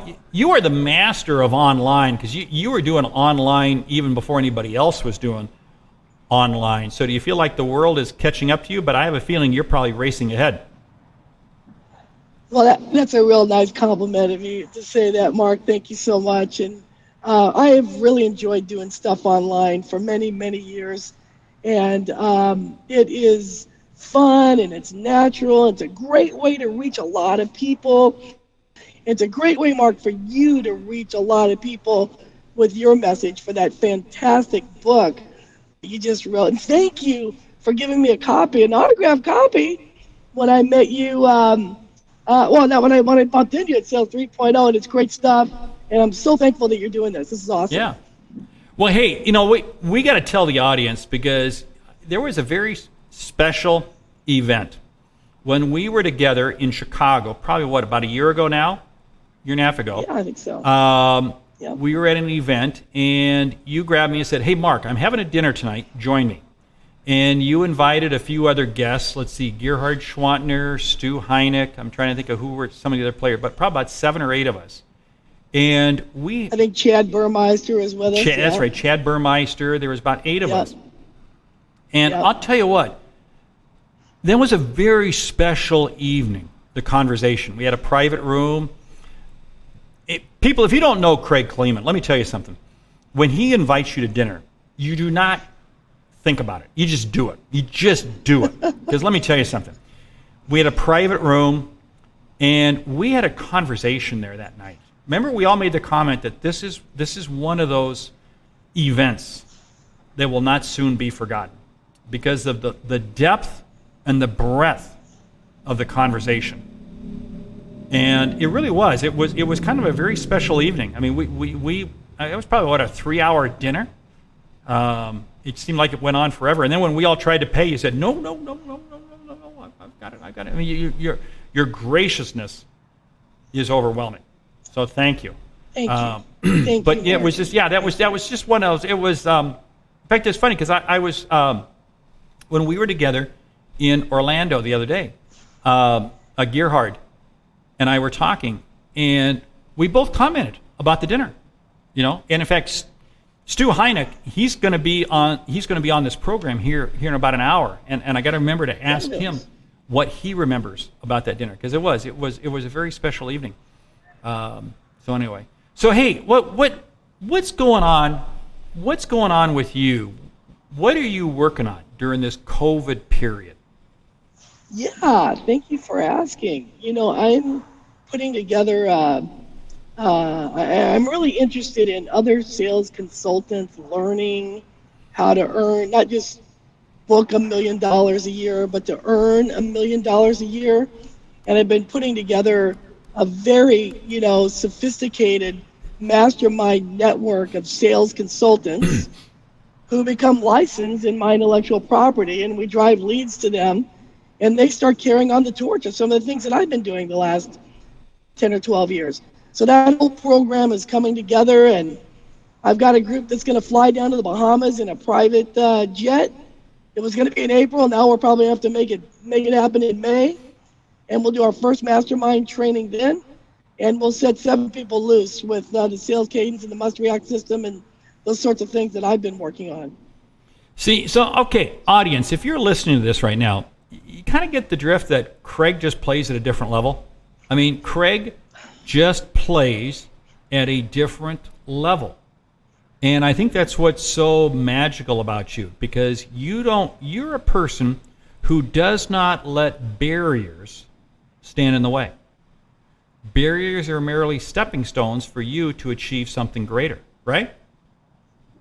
That's really kind of you to say that, Mark. That's very, very kind. And I'd say yes, that barriers are just stepping stones. And I've had a few barriers in my life, and I've fallen down more than once. But, you know, I plan to keep going and keep going as long as the good Lord will give me health and opportunities. That is so cool. But hey, for people who don't know you, you are Mr. Rock and Roll. So I'm going to put you on the spot here. Yes, sir. Who is the number one rocker in your mind?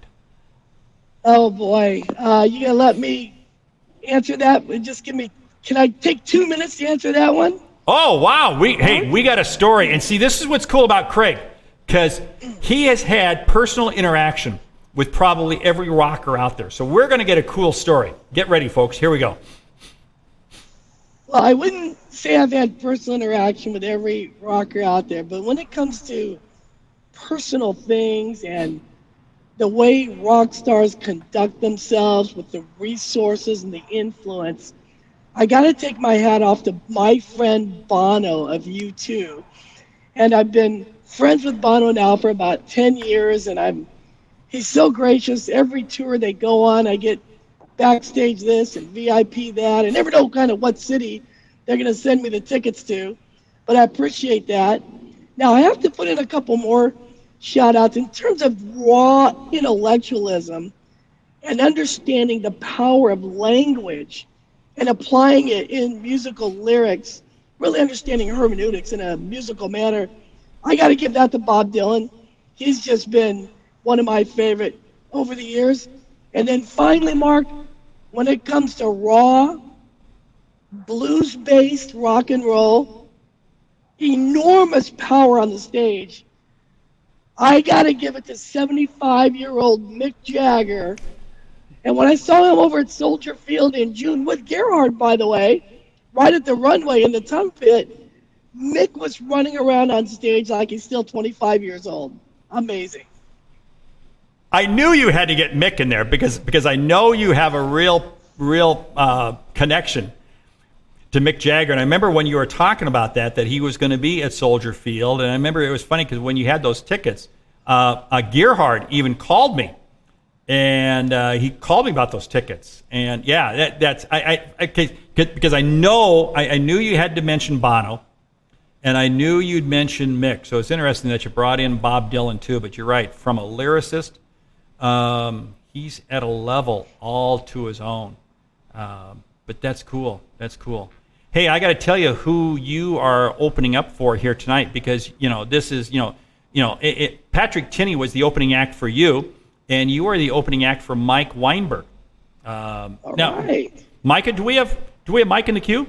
No, not quite yet. Not yet. Quite yet. Not yet. So that means you get to stick around for a whole nother set. How's that, Craig? Fantastic. Let's do it. So hey, what do you see happening out there? Because you get to see sales from a very unique perspective, because of the companies you've had the privilege of working with and so forth. What are you seeing happening out there from a sales perspective as to why some people are successful right now? Mark, that's a good question. I think there are a couple of different ways to view that. I will tell you that the companies, Mark, that I've worked with and have spent time with, that are really making a big difference are the companies that view sales as a strategy to build valuation versus a function to merely tune up and enhance. And when executives who are responsible for the sales apparatus, and I'm talking really about the board of directors and the CEO and the CRO, when they catch the vision on the power of architecture and the power of re-architecting current norms and being open to a radical reordering of things that are driven by structured control group testing and really are willing to let the data speak for itself, those are the teams that are building $300, $400, and $500 million valuations, selling them for all cash, and everyone is having a great experience. The customers profit, the employees profit, the shareholders profit, everybody profits when we begin to view sales as a secret, not a secret, as a weapon and a strategic power for creating valuation. I love it. So it really is. It's that whole mindset that starts the whole process. Without the right mindset of thinking differently, which is what you do. I mean, wow, from the get-go. I love it. I love it. Hey, we do have Mike Weinberg in the queue, so we're going to have to kind of start to wrap things up here. So you're in Chicago now for a few more weeks, but I do hope, because you are an executive platinum concierge on American Airlines. Yeah. And I love American. We got to do a little shout out for American Airlines. You and I both need to get. We'll be both back in the air very soon. Yep. And because our businesses just work best when we're in the air on American Airlines. So anyway, hey, Craig, thank you. You and I bump into each other. Yes, sir. You and I bump into each other in Admirals Clubs once in a while, don't we? Well, yeah. You know what? I'm really kind of surprised that we haven't bumped into each other in an Admirals Club, but somewhere along the line we will bump into each other. Because hey, you're a great guy, great friend. I still remember that dinner well. Thank you so much. Thank you for helping me launch the book, A Mind for Sales. And you bet. We'll be in touch. Okay. Peace. Cheers, Mark. I'm out. I love it. Thank you, Craig. Hey, that was Craig Kleeman. And I'll tell you what, he is just one really amazing individual with a brain that just goes at a different level. But hey, in just a moment, we are going to get Mike Weinberg up here. And, Mike has a glass of wine. I see him in the preview screen. We're not going to put him on the screen yet. He's just in the preview screen. But this is so cool. Let me tell you something. I have a very special place in my heart for this gentleman and his wife, and I have mad respect for this guy. He has written a couple really amazing books. He and I did a video Saturday evening. Well, hey, let me quit talking about him. Let's get him on the screen. Mike Weinberg, New Sales Simplified, Sales Truth. Welcome, Mike. My friend, my friend. It is great to join you for this party. I'm toasting you right here. Thank you. With a fine glass of Cabernet. You are the third person to bring. What? I figure we have an outdoor cocktail party. It's cocktail hour, and right? I love it. You are the third person to bring alcohol to this event. Just saying.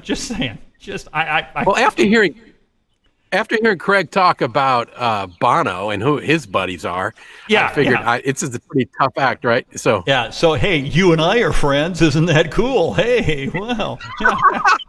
I hang out with Mark Hunter. He hangs out with Bono. Let me think about this. But hey, you drive a really cool Porsche. So, what can I say? So I got one advice. Hey, buddy, before we get any further here, let's just, for posterity's sake, I am so excited for you. I mean, this is as good as it gets right here. So I'm toasting your great mind to sales. This is for you. I just have a thermos of coffee here. So anyway, so that's good. Because you knew I'd be drinking coffee, right? How long have you been online, Mark? This has been going on for hours, right? We started about, Micah, did we start about an hour and 20 minutes ago? Hour and a half ago? We've been on for an hour and 45 minutes. We had been on for an hour and 45 minutes. 2 hours earlier today. So, and we were on 2 hours earlier today, plus I did another webinar. I have been online for all day long. And we got, after you comes Victor Antonio, Anthony Iannarino, Sam Richter, Mary Kelly, Larry Levine, Sherry Leviton, Stu Heineck. Wow. So, hey, what a you know great what? group. We're just having one heck of a virtual party because why not, right? Yeah. You can't have people come here. So, anyway. Hey, you know what? I'm not sure there's a guy in this industry that we all rather celebrate than you. You are at the very top, man, when it comes to generosity. I am. Come on, just take the praise and say thank you, man. You're so humble and you're so generous to everybody, and I just want to thank you, man. Thanks for your friendship and your mentoring and the chance to join you and celebrate. I'm pumped, dude, about your book too. Honestly, I love the video we shot. I've watched it a couple times, and I see you're sharing it. I'm going to put it out to my email list tomorrow and post it everywhere. This book, the timing. I mean, I know no one's happy about the situation we're in right now, but man, the timing of what you're talking about in this book for the sales community and getting our heads right and really making the case that it's not your tech stack, right? It's you.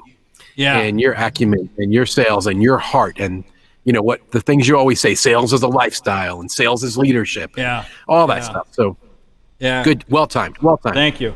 God moves in weird ways, but I'll tell you what, this timing worked out well. So you know what? I mean, it really is. Again, a year ago when I wrote this book, I had no clue it would be so meaningful today to so many people. So, but yeah, it's cool. Yeah, doing the video with you on Saturday was funny because when we got done, remember I said I needed to go grab dinner with my wife. No, we weren't going out, just sitting around the kitchen counter, probably like you and Katie, although you got the kids home. And she said, "How's Mike?" And the next words out of her mouth, she said, "He is one really nice guy." Yeah. She's so sweet. Yeah. I'm going to get my wife. You are, my wife, you are, I think, because I mean, I think here's, I bumped the mic. That probably sent shock waves through people. Here's something you and I both really subscribe to, and that is the transparency of sales and the authenticity. And I see it in your writing. I see it in everything that you do. The way you paint a picture in your stories is really, really cool. And hashtag, I still go back, chapter 4 in hashtag sales truth. You know what I'm talking about, right? Here. I got it. Hey, Katie, how are you, Katie? Hi, Katie. Hey, welcome to the virtual Hold on. party. I got to unplug you, Mark. All right, now you can say hi, Mark. Hey, Mark, congratulations. Hi. Hey, thank you so much. Thank you so much, Katie. Thank you. So what's it like to have the kids home? Is that good or bad? It's just 2 months early. Oh, just 2 months early. They may be with you for a while. So anyway, hey, Katie, you have the most amazing husband. And I say that very seriously. He's the only one that says that. Yeah. You can kiss her. You can kiss her on live television. You can kiss her. will. Mike. Go ahead. Oh, there we go. How about that for you, Mark? See, my wife isn't home, and I don't know if she's watching this, but if she is probably sending hugs and kisses to you right now. Because I still Mark, remember you when and we I. hit, what now? You and I and Anthony and our friends all have the same thing in common. We can sell. And no one looks at our wives and thinks they got a better deal in this. So I just have one question for Katie. Katie, do you like the front cover of the book better? Or do you like that back cover of the book where that guy's featured? What do you think? Give the politically correct answer because it's Mark's show. I like the front. It's pretty sharp. Thank you, Katie. Is that okay, like Mark? you. What do you think? There's a reason why I connected with you on Facebook, Katie. So just saying. Yeah. Because I don't know how to connect with you on Facebook. That's why, right, Mark? What? No, hey, you know, this is what's funny because you were a giant holdout on Facebook for years, right? Yeah. And now they made me. And what now? They made me do it. Finally, I had a breakdown. I still don't really know what I'm doing, and all my mistakes are operator error when I'm the operator, but hey, that's all right. Yeah, but you know what, though? You sharing your content out there on Facebook and out there on LinkedIn, I mean, it's really cool stuff. And, okay, for the audience that doesn't know, Mike does these events at Porsche centers. You got to do one at the Porsche Center in Germany, okay? I'm just saying. Now that would be cool. Are you going to join me? Okay. Yeah. I gotta up your game. You got to do it. But he does these events. He does these one-day events because he is a Porsche madman. Now, Katie, while you're, I got you. Okay, so he has his Porsche. What do you get out of this? Does. What do you get out of this? She's got to go. I think the kids are calling her. Katie, I mean, come on. I mean, you know, if he gets the car, what do you get out of this? I get the free rides in shotgun. Oh, come on. That is so lame. I'm about to get lit up by the sales remember. for that answer. I got to share this story because when you flew down to Atlanta to pick up your last car and you were driving back and you shared the story about the weather and the road. And you were a little bit upset that you might get the car a little bit dirty. Yeah, you know, we were about 100 miles outside of Atlanta. We picked the car up at that Porsche Experience Center where we've done the outbound VIP event and where I'm doing some of these sales leadership events. And We're about 100 miles outside Atlanta, and this giant rock, Ding. huge, tears the paint protection film, hits the window, makes a crack, and I'm like, well, God has a sense of humor. I guess I was just a little too excited about getting my perfect car. It lasted a whole about hour and 20 minutes. So Now, still have that mark on it a year later. I didn't realize it cracked the windshield. It got a mark. I wouldn't say we got a crack. We have a chip, which is still there today. So it's still there. So hashtag humble. Humble. Yes. Yeah. Hashtag put your priorities in the right place. It doesn't affect how fast it drives. Thank you. Thank you. Ooh. I'm still trying to, So okay, Katie. still trying to get her speeding. Okay, Katie. Sorry, my Oh, good. She's pulling up a chair. Good. Now we're going to get somewhere with this. Okay, Katie. What is the top speed that your husband has had the vehicle up to? With me? It's a very different number. The numbers are very different. Yeah, I don't want to guess. We won't. Mark, let's talk about something else. Oh, okay. So clearly your kids do not know how fast you have driven the car. That's correct. That's and correct. they also That's don't really know how to use the launch control feature in Sport Plus. That's another conversation altogether. But Oh, I see. Oh, I see. So they are relegated to the Volvo, right? They are relegated to the Volvo. very safe, yeah. And they're very old Honda products that keep breaking that we keep managing to replace transmissions. And yeah, that's what they're relegated to. I see. Okay. So we have Mike Weinberg, the Porsche, and we have Mike Weinberg, the father. Yes. Yeah. Yes. I'm going to wish you cheers, and I'm going to go back to my my book. Yeah. Oh, well, your book, is it as good as his book? I hope your book my is other book. I hope your book is a mind for sales. I hope that's the book you're reading. Yeah. Yeah. Oh, she's got a come on, mind for Katie. sales, Come all on, right. Katie. Okay. Well, let's go. Can we- Thanks, Katie. Thank you. You're awesome. And we can we do. put My it- wife and I are going to get down there to St. Louis. The four of us will do dinner sometime. So we made I that love it, commitment man. a year Love ago. We will do it. Yeah. So anyway. So Okay. So hey, Can we how go are back you? to the American? What now? Can we go back to American Airlines for a minute? You and Craig were going off on the, and you've brought me over. I've really given a lot more of my business to them with your coaching. I got to tell you though, Mark, what's going to happen to our status? I know this is a first world problem, right? When we're suffering, Yeah, I with know. all kinds of things. I was working really hard to get some status, and I can't tell you the number of airline tickets I've got right now that I've got credits on to reuse at some point. Well, the funniest airline piece was on Saturday. I was to be flying from Phoenix to Omaha this last Saturday, and I hadn't canceled, hadn't changed it. It was no big deal. Well, they kept trying to change it for me, and it kept like finally at 1:10 a.m. This is Sunday morning at 1:10 a.m. I get this phone call from American Airlines, Mr. Hunter. Yeah, we're still working on. And I said you can cancel it. Oh, okay. It was like, but yeah, they at 1:10 in the morning they called me. They were still working to try to get me from Phoenix to Omaha, and I said I'm in Omaha. I'm okay. I'm good. Yeah, they were trying. At least they were trying. Yeah. And yeah, I'm not, again, the status thing. Hey, I tell you what, that is a first world problem. Yeah. You're right.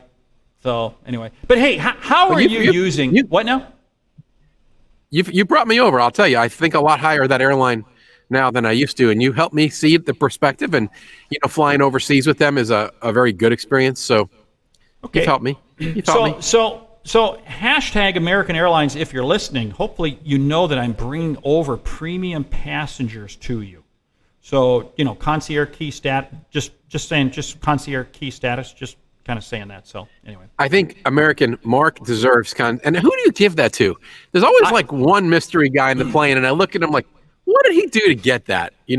Actually, I have a client friend of mine who actually has that status out of San Juan, Puerto Rico. But if you saw his travel schedule, you would know why he has it.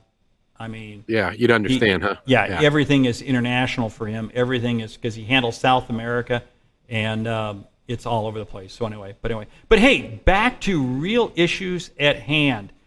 Hashtag Sales Truth, Chapter 4, because before Katie came in, that's the chapter on the election, right? Yeah, boy. Yeah. I mean, now I Okay, can't- so what is there a question? Is there a question no, coming? I, or are we I just- remember when you were writing the book.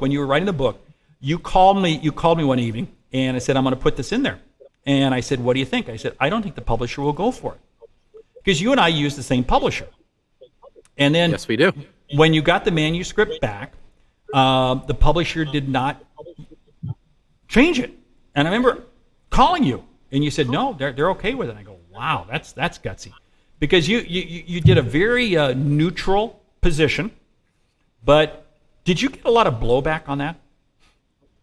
No. And for those people who are new to this conversation, in chapter 4, Sales Truth, and part 1 of the book where I'm laying out some blunt truth, I did a sales coach's analysis of the 2016 presidential election. And I made it really clear. I voted for neither candidate. I voted for myself. I got 2 votes. My own kids didn't even vote for me.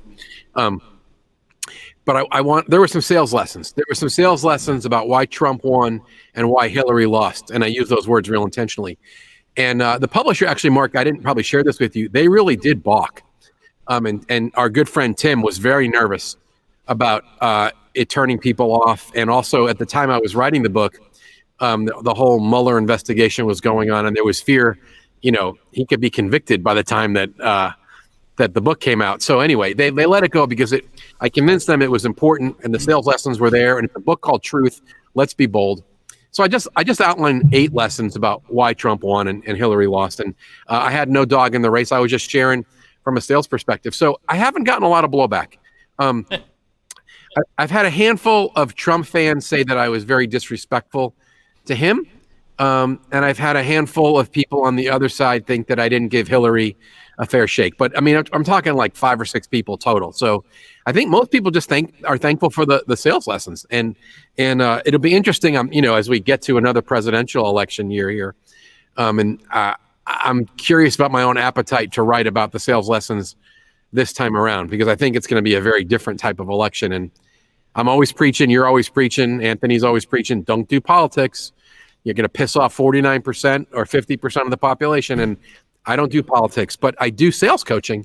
And I think there's a lot we can learn by watching people about leadership and about sales. And we can apply those lessons to our own selling and leadership as well. Yeah, that's cool. Hey, in just a minute or so, we got Victor Antonio coming up. Mike, is he in the queue? Good. Victor Antonio is in the queue. You know Victor. It was funny because he texted me about an hour and a half ago that he wasn't going to be able to make it because they had lost power and presume a storm, in the southeast. But he is back on, so he's going to join us in just a bit. And it really is an honor to have you on it. I was adamant when I was working with Tim. You and I work with the same acquisitions person at HarperCollins Leadership. I was adamant that your endorsement be at the top here on the back. I was absolutely adamant on that. Well, you're really kind, and you can rub that in Victor. Hey, Victor, I know you can hear this, so I'm sorry. You're the classiest guy in the business. You may be the best speaker in the business, but I'm on the top of Mark's book in the back. All right. Well, Victor, with I'll that, just say this, and what? I'm about to get booted off. Right. Hey, the best story I ever heard from Victor Antonio was last year at Outbound, with him telling the story of where the sales guy took him out for an expensive lunch when he helped that guy close the deal, until Victor understood how much money the sales guy made on commission. And that's what changed his whole career from engineering to sales. I tell that story, I butcher it, but I tell that story to everyone who will listen. So there you go. Love it. Victor's as good as they come, man. Hey, Mike, thank you so much for being on the show. Thank you for your friendship. Tell Katie hi. You can go have dinner now. A Mind for Sales. I love it. Thank you much. And hey, let's go ahead and bring up right away, excuse me, Victor Antonio. Victor Antonio is in the... Thank you. I'm glad you could make it. I just got slammed. I just got slammed live by Mike Weinberg. That's harsh. Yeah, but you know what? You're the one that told the story the first time. But hey, you know what? You have been... I was talking about the book. My name not being on the top. He just had to run that in my face in that. Hey, look, if you hold it upside down, then you're up on top, okay? Okay? If you hold it up on top. My man. There you go. Perspective. See, that's true value right there. I got you covered. Thank you for making time to be on the show. you are, without a doubt, for people who do not know, because a lot of people watch this right now probably do not know who Victor Antonio is. This guy is a master orator. And I say that of the absolute highest caliber respect. Go out to YouTube, watch some of them. There's also a couple of videos where you do your kind of that story of your life. I don't know what it's called. Sure. But you've got that out there. You had a television show at one time. You've a prolific author, an engineer by trade who morphed over to sales. And just one really genuine great guy. Victor Antonio, welcome. Oh, thank you. Mark, thank you for having me. Congratulations on El Libro. Love it, man. Love it. Congratulations on that book. Well done, man. Well done. By the way, you know, if I can say this, it actually reminded me a lot of, not just because he came before me, it actually reminded me a lot of the insights that Mike Weinberg had with, hashtag sales truth. So that's the nicest compliment I can give you, because I mean, it's really compelling reading, man. So well done, man. Exceptionally well done. Well, thank you. Yeah, and thank you for posting that picture of it, the book yesterday. And I know you have an advanced reader copy there, but there is a hardback copy coming to you. You will get it. We're living in a little period of COVID, which is delaying shipments and so forth, but it's coming. I do like you. By the way, before I forget, my man Doug Lehman, so I can break this down in layman's terms, he says, "Where's this copy?" Just thought I'd throw that in.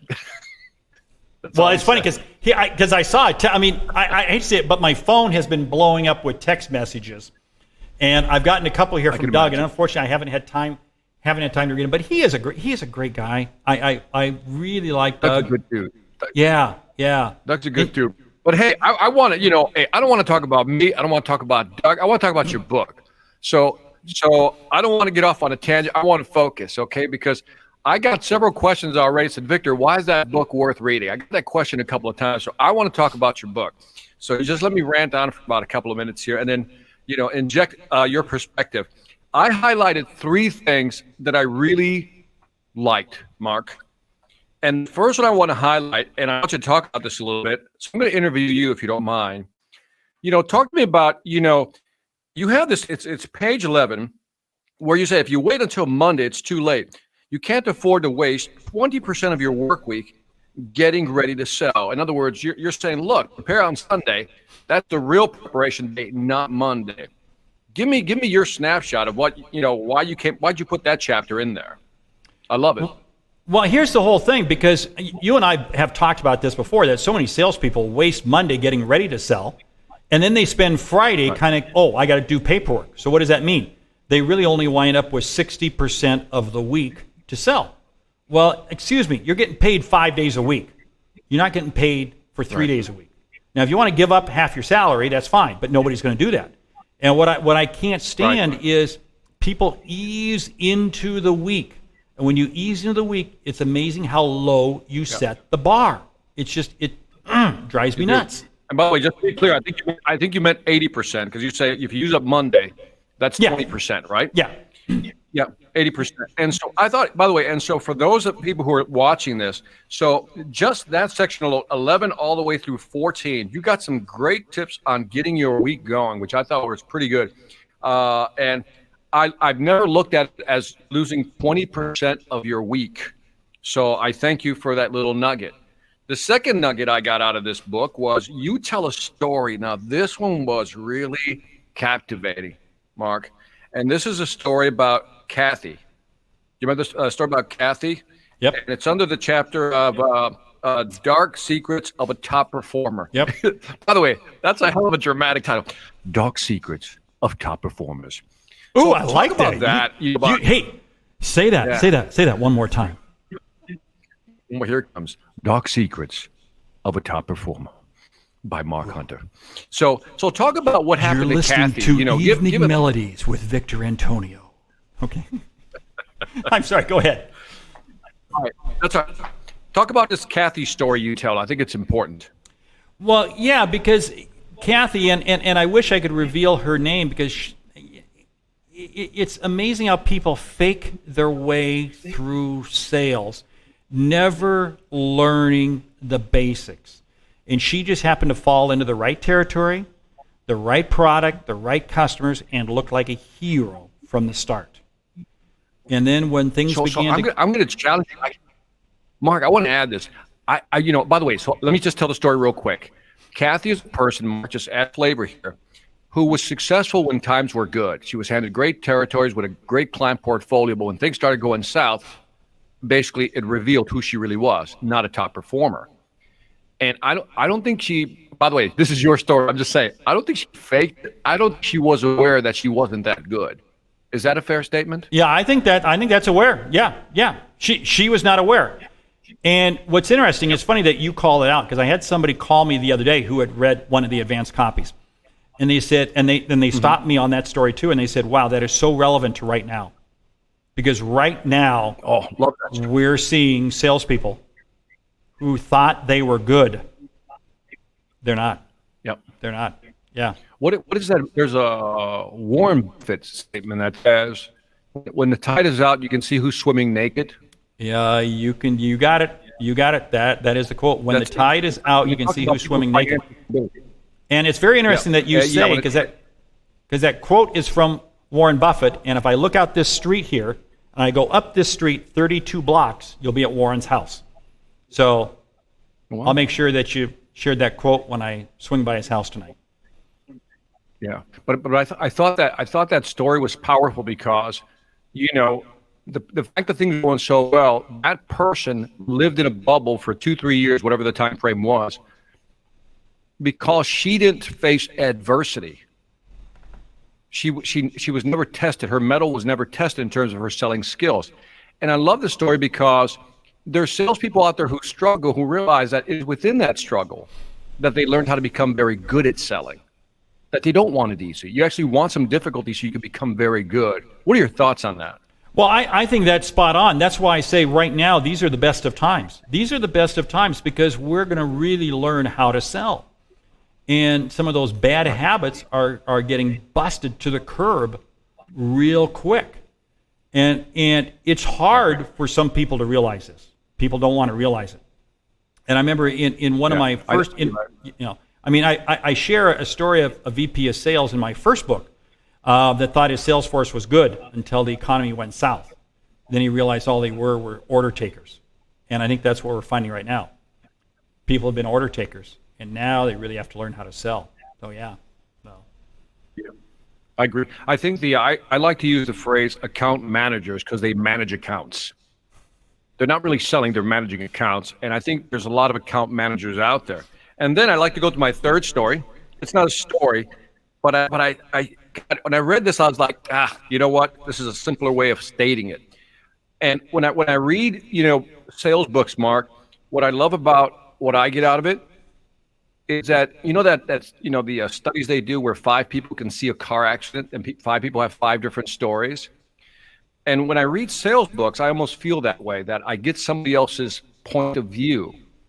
And so on this one, I got one of your points of view was very interesting. And it's on page 35, and you talk about value. And you tell people to do this exercise. Grab pen and paper and make a list of all your customers. Under each one, write down every outcome the customer has received as a result of doing business with you. Some of these will be obvious, and some will have to dig deeper. And I love that exercise because some people truly don't understand the real value of what they're selling. They understand the feature, the benefit, advantage, and gain, but they never take the time to ask the customer, so how is this really benefiting you beyond the obvious? Talk to me about that one. I love that one. Well, that's so spot on. That's one of the first, anytime I'm with a sales team, it's one of the first activities I walk them through. And right now especially, you think about this. I mean, we're in the midst of COVID-19 and where do I find business and so forth? Well, do this exercise. You write down your customers and then you write down what are the outcomes. It's not what you sell. It's the outcomes that you create for them. That's how you really determine the value. And I know you're a major proponent of that. I hear you talk about that. You have a lot of videos out on YouTube that talk about that. So yeah, it's spot on. Hey, in just a minute, this is really cool because Mike Weinberg was on before you, then you're up, and Anthony Iannarino is up after that. Mike, is he in the queue? Not quite yet. No. Mike, well, Anthony's not quite in the queue. So that means, Victor, you get to take his time. How's that sound? No, well, if he doesn't come out, we'll just keep chatting. But anyway, great book, Mark. I mean, it's and by the way, I just want to thank you for adding an Ogmandino quote. I'm like an Ogmandino fan, like a Uber fan. I met Ogmandino before he passed away years ago, and it was a great honor. Well, it's interesting. I never had the privilege to meet Og. I got to know Zig, and I've got a couple Zig quotes in there. And it's very interesting because you and I know Anthony and Mike and a number of others are really students of those who have gone before us, because that's how we learn. And it is amazing how there's some of those ideals, some of those concepts, those foundational truths never change.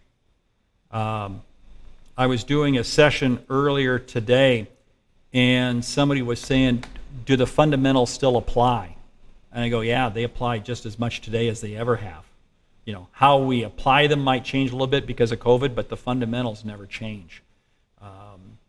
They never do. They never do. I think it's. I think you also have something in here about it's 80% mindset sometimes, 20% skill, and I don't know what the ratio is, but I think what I love about this book and what I would recommend it strongly is that it is a mindset book.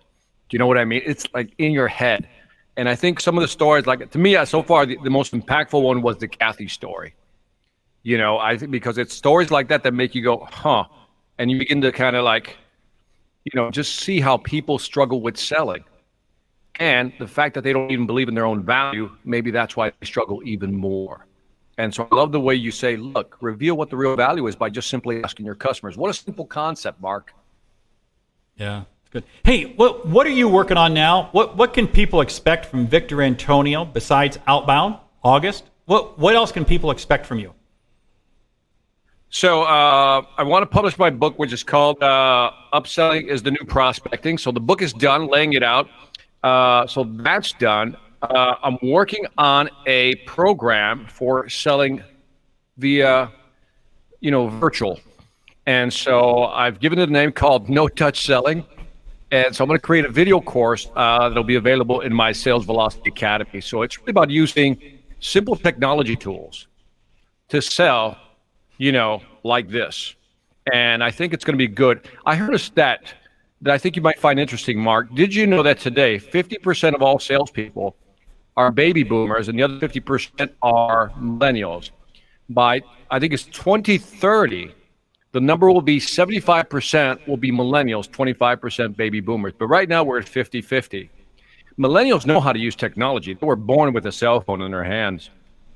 But a lot of baby boomers still need to catch up. So this book is really aimed at them. Simple technology to help you sell virtually. Wow. Now there's something powerful you said there. 50% of all salespeople are boomers still? Wow.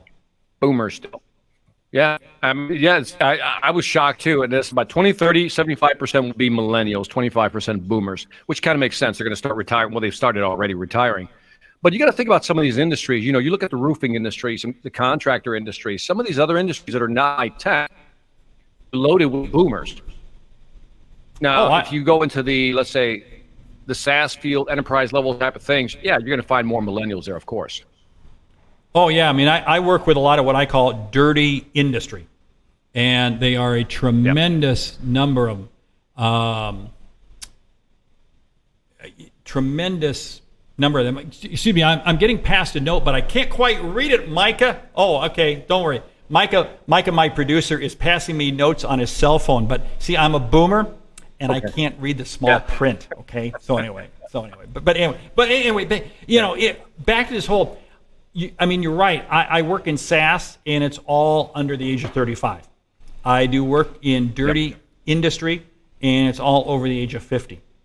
And one of the big challenges I'm seeing out there is I'm seeing a lot of VPs of sales say, hey, all my salespeople are going to retire in the next 5 years. What do I do? And then others are saying, I can't even attract anybody under the age of 30. Yeah.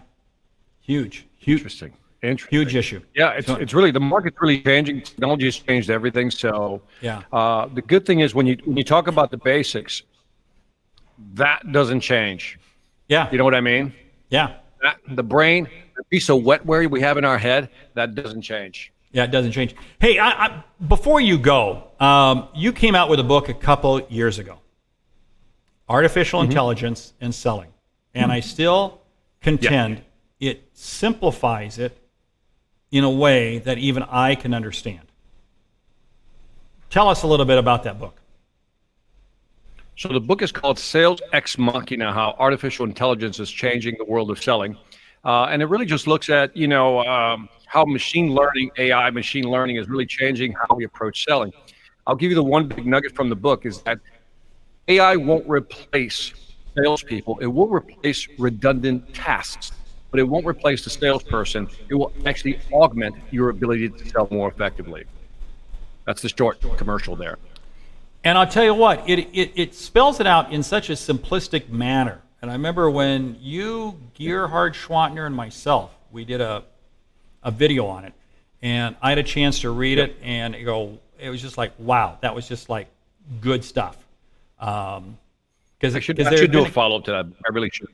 Yeah, you should. You should, because people are really confused by it. So anyway. Hey, we're going to have to let you go here because we do have Victor Antonio waiting in the green room. Hey, by the way, no guest appearance. We have Anthony waiting in the green room. Yeah. No guest appearance fee, but we are taking care of your travel expenses for this, okay? So. Hey, by the way, I feel dissed on either side. Mike Weinberg was at the top of the book on the back, and I was at the bottom. And Anthony got the right to forward. I'm just saying, I'm not feeling the love here, Mark Hunter. I'm not feeling the love. I love you, Victor. I love you, Victor. Hey, you are one class guy. I hold you very high. Tremendous respect for you. And hey, we'll let you go back to your evening plans. And I know you have a cool hobby. Maybe sometime we'll see some pictures of that out on the internet because Victor Antonio is. Congratulations on the book, Mark. He is really cool. Thank you so much. I'm excited to get the book out. Victor Antonio, thank you so much. Appreciate it. Hey, right now I get a chance to bring on the gentleman who wrote the foreword for the book. I have known this gentleman for a number of years. We were introduced by a mutual friend, Jill Conrath. She introduced us. We became good friends. We have partnered together. One of the original co-founders of Outbound, Anthony Iannarino. Welcome. Thank you for joining me. Hey there. Nope. How are you? We're struggling to get your audio. Yeah? There it is. There's your audio. You just had to speak. That's all. So anyway, all right, how you there doing? We go. How is Columbus, Ohio on a Monday evening? Ooh. You know what? We're shelter at home. So we have to stay in our house until next week, but I'm afraid they're going to go longer than that. That's what it sure sounds like. Hey, first of all, before we get any further, I got to say a big thank you for writing the foreword to this book. I cannot express it enough. Your intellect, your guidance. I talk about you several different times in the book. Plus, you wrote the foreword. No, you're not going to get a royalty check. Sorry, but seriously, your wisdom and your knowledge is outstanding. So thank you. Let's go back to talk about the royalty again. I like the way you think there. The royalty sounds like maybe that's the new deal that we have when we write each other's forewords. Well, here's the whole deal. I'm taking care of your travel expenses to be on this show tonight. So just, so your travel expenses are all taken care of. So, it's, what does it cost to go from up there to down here? Not very well, much. you can just submit a mileage reimbursement, and I'll be happy to take care of it for you. So anyway. Let's talk about this book. I read the book, and for some reason, it's just different than your other books. And as I was reading it, I think I even wrote this in the foreword. I was like, whose book is this? Like, this is so different.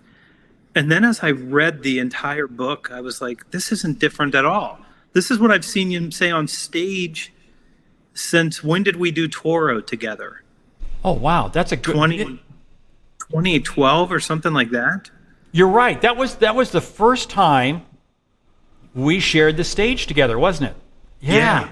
I remember that. Yeah.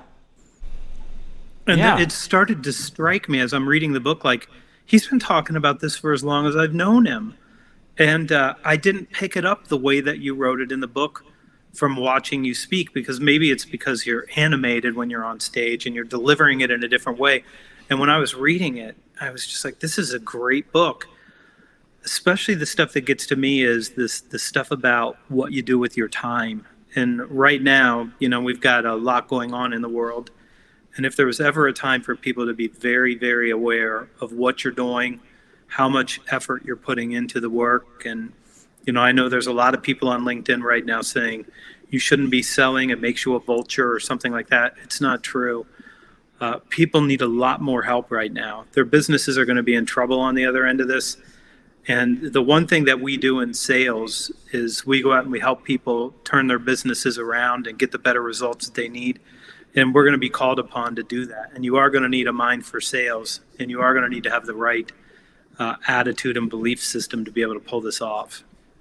Oh, without a doubt, you're going to need definitely a mind and the focus on time. And it's interesting because when I wrote that chapter on time, that's where I talk about you, because you are without a doubt probably the master of maximizing time. And you and I have had many a discussion on how long does it take to write a blog, and how long should you allocate for this, et cetera, et cetera. And it's kind of funny, but you, if I get an email from you at 4:30 in the morning, it's not unusual because you're up. You're up, and it's amazing the level of content that you produce. And what I'm always impressed about you, and maybe you can help share some insights on this, not only do you produce content, but you are a master learner. Nobody reads more than you do. How do you get it all to fit? The last hour of every day is reading for me. So that's how I make sure that I get an hour of reading in every day. It's the very last hour. And that's the best time. It's kind of a winding down. Turn the screens off, turn the blue light off, so you have no phone, no computer, no laptop, nothing like that. And it allows you to sort of unwind from having all this technology around you all the time. So that's how I do that. But I do go to bed very early. So when you say, like you get up at 4:30 in the morning, people are like, well, I could never do that. Well, that's because you're up until 11. I could never do it if I went to bed at 11, but I go to bed at 9:30, so I'm still getting 7 hours of sleep. And 7 hours of sleep is pretty good. It's the right amount for me.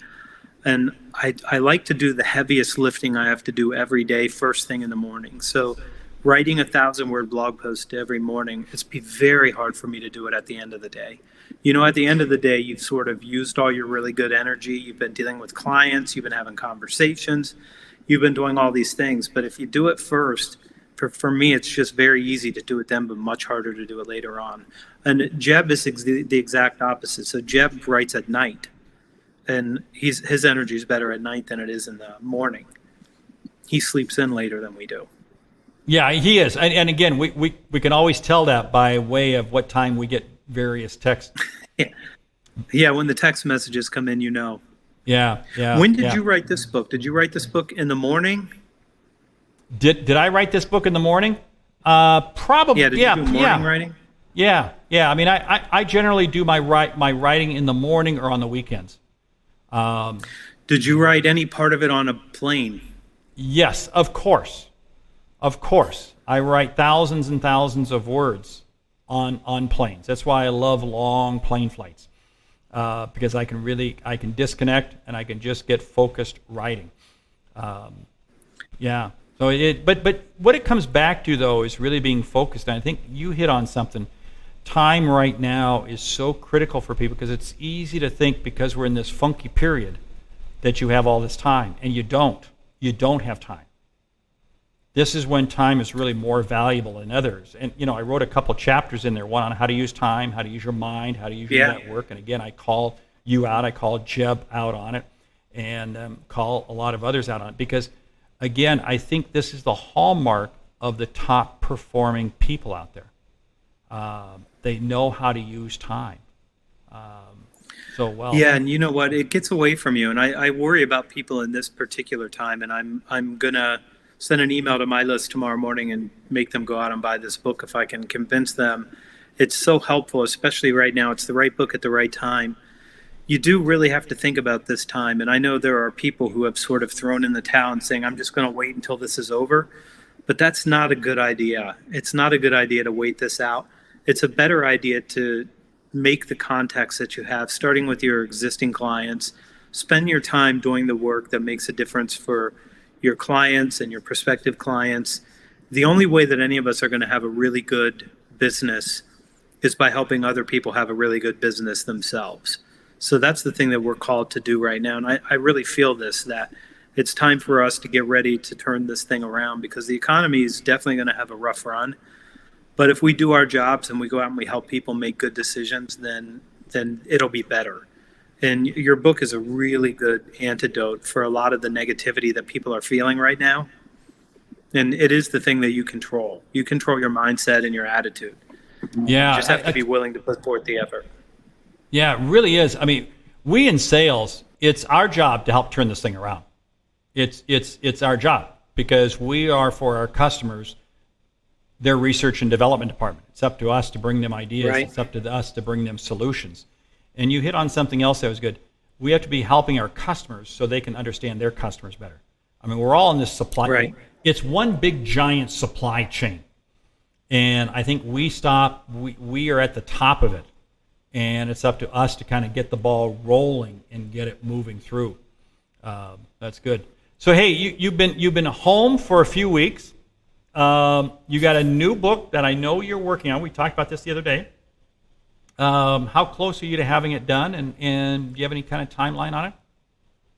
Yeah, we're in the middle of the writing process right now, which tends to go fast for me.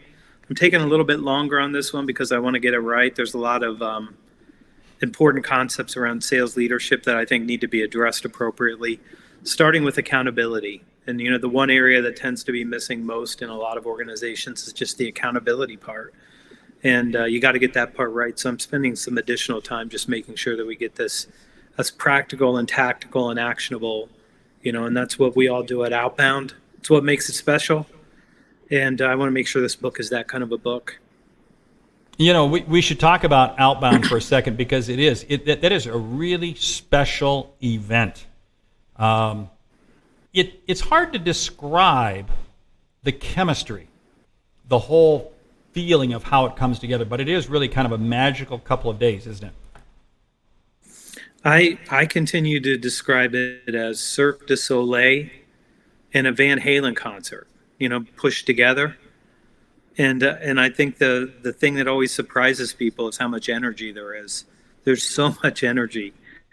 And I think they're thinking that this is like their grandfather's sales conference, where it's boring and there's a bunch of people, you know, it just isn't that kind of a conference. It's so much fun. Yeah, it really is. And I think the crowd, the audience, is so engaged in selling. So it is. I mean, when you put that many salespeople together, all focused on outbound, you know, or as we like to say, productivity, pipeline, and prospecting, it is amazing what happens. It is unlike anything else, but I continue to tease people by saying, you know, a lot of times when we're speaking, the people in the room are a captive audience. And I mean, really a captive audience. They were told to be there, and then they lock them in a room with us. Not all of them enjoy that. Some of them are like, they put me in with Mark Hunter, and he yelled at me, and he told me I had to do all this work. The people that show up at Outbound, though, that's a different class, right? They can't wait to be there, and they can't wait to take away all the notes that they leave with and the ideas. It's so different because the energy from the audience is great. Yeah. When people show up 2 hours early for a sales conference, yeah, that's a little bit strange, right? Yeah, but that's the excitement. So anyway, hey, we got to let you go. Thank you for making. Well, then an appearance. let me end by saying happy book day and happy birthday. Thank you. Thank you. Yeah, it is kind Even of a though coincidence. you're ageless, you're timeless. You don't get older at any year, almost like a vampire of some kind, as far as I can tell. But happy birthday today and happy book day tomorrow. Hey, thank you so much. You were the only LinkedIn message I responded to this morning that said happy birthday, because I got thousands of them, but yours was the only one I responded to. So anyway, so thank you. You are a have that very birthday. good friend. I count your wisdom, I count your knowledge. Your impact, not only on my life, but on everyone's life, has been immense. You leave a legacy wherever you go.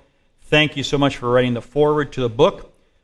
It truly is the best part of the book, but then you say that about every foreword that you write. That's kind of the running Totally joke true. we have amongst the circle of us. So anyway, hey, appreciate true. it.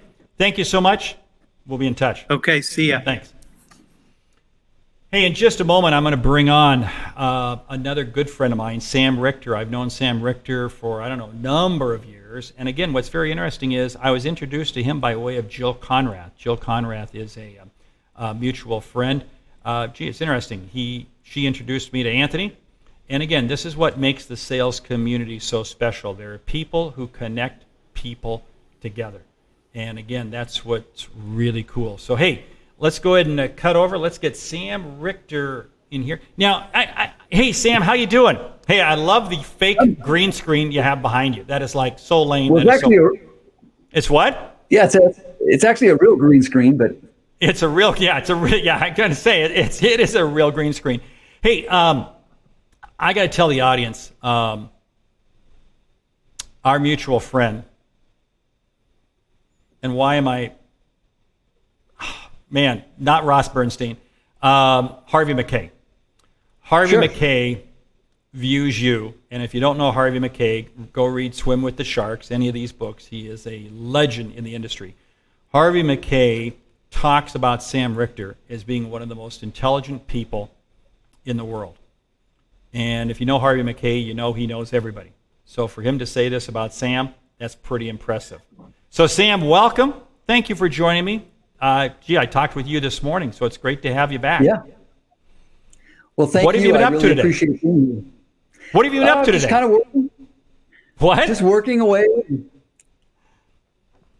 So now when we talked this morning, you've been working a lot to really help salespeople get to the next level. You also have had a chance to kind of read parts of the book. I'm not sure if you've had a chance to read the entire book. Yeah. Where do you see the book fitting in today? Well, Mark, when you first talked about launching a book and this whole virus thing happened, I got real nervous for you. I'm like, why are you going to launch a book during this time period when there's just so much craziness going on in the world? How are you going to be successful? And the more I read the book, the more I thought this is the absolute perfect time for you to be launching a book like this. People right now are shocked. They're scared. They don't know what to do. And just like you were just saying a few moments ago, salespeople need to lead the way out of this. And I think it's really a mindset. It's a mindset of saying, I've got to come out of this cocoon. I've got to come out of this fear that I might have. And I'm going to really connect with my prospects, connect with my clients, provide value, build relationships. I might not close any deals right now, but it's all about reaching out and helping. And that's really what sales is all about, really. I mean, sales, in my definition of salesperson, is if you can help figure out what the other person's goals are, and can you help that other person achieve their goals a little bit more faster, a little bit more efficiently, a little bit more effectively than they might be able to do on their own. Well, that's really the essence of sales. And as you think about your book, right now is the time to be doing that, providing value to other people. And that's why I think, it's this mindset shift of really getting out of this woe is me and into hey, we're going to go out and help other people. So I think your book is perfectly timed. Well, thank you. Now, it's interesting that you would say that, because a good friend of yours, Harvey Mackay, he is truly a master motivator, but you also had a coach in college. For people who don't know this, Sam Richter played wide receiver for the Minnesota Golden Gophers, and a coach that you had for a couple years there. What was the coach's name? Yeah, we beat Coach Lou Holtz. You know, Coach Lou Holtz is just he's just a great motivator as well. So it's really an incredible privilege to play for Coach Holtz there. Although we did lose to Nebraska, we lost to Nebraska. Your team there, I think it was 83-10 the year before Coach Holtz, but so that wasn't one of my proudest moments. But it was pretty good playing for Coach Holtz there. You do Coach Lou better than Coach Lou does Coach Lou. So anyway, now you have done that in front of him, right?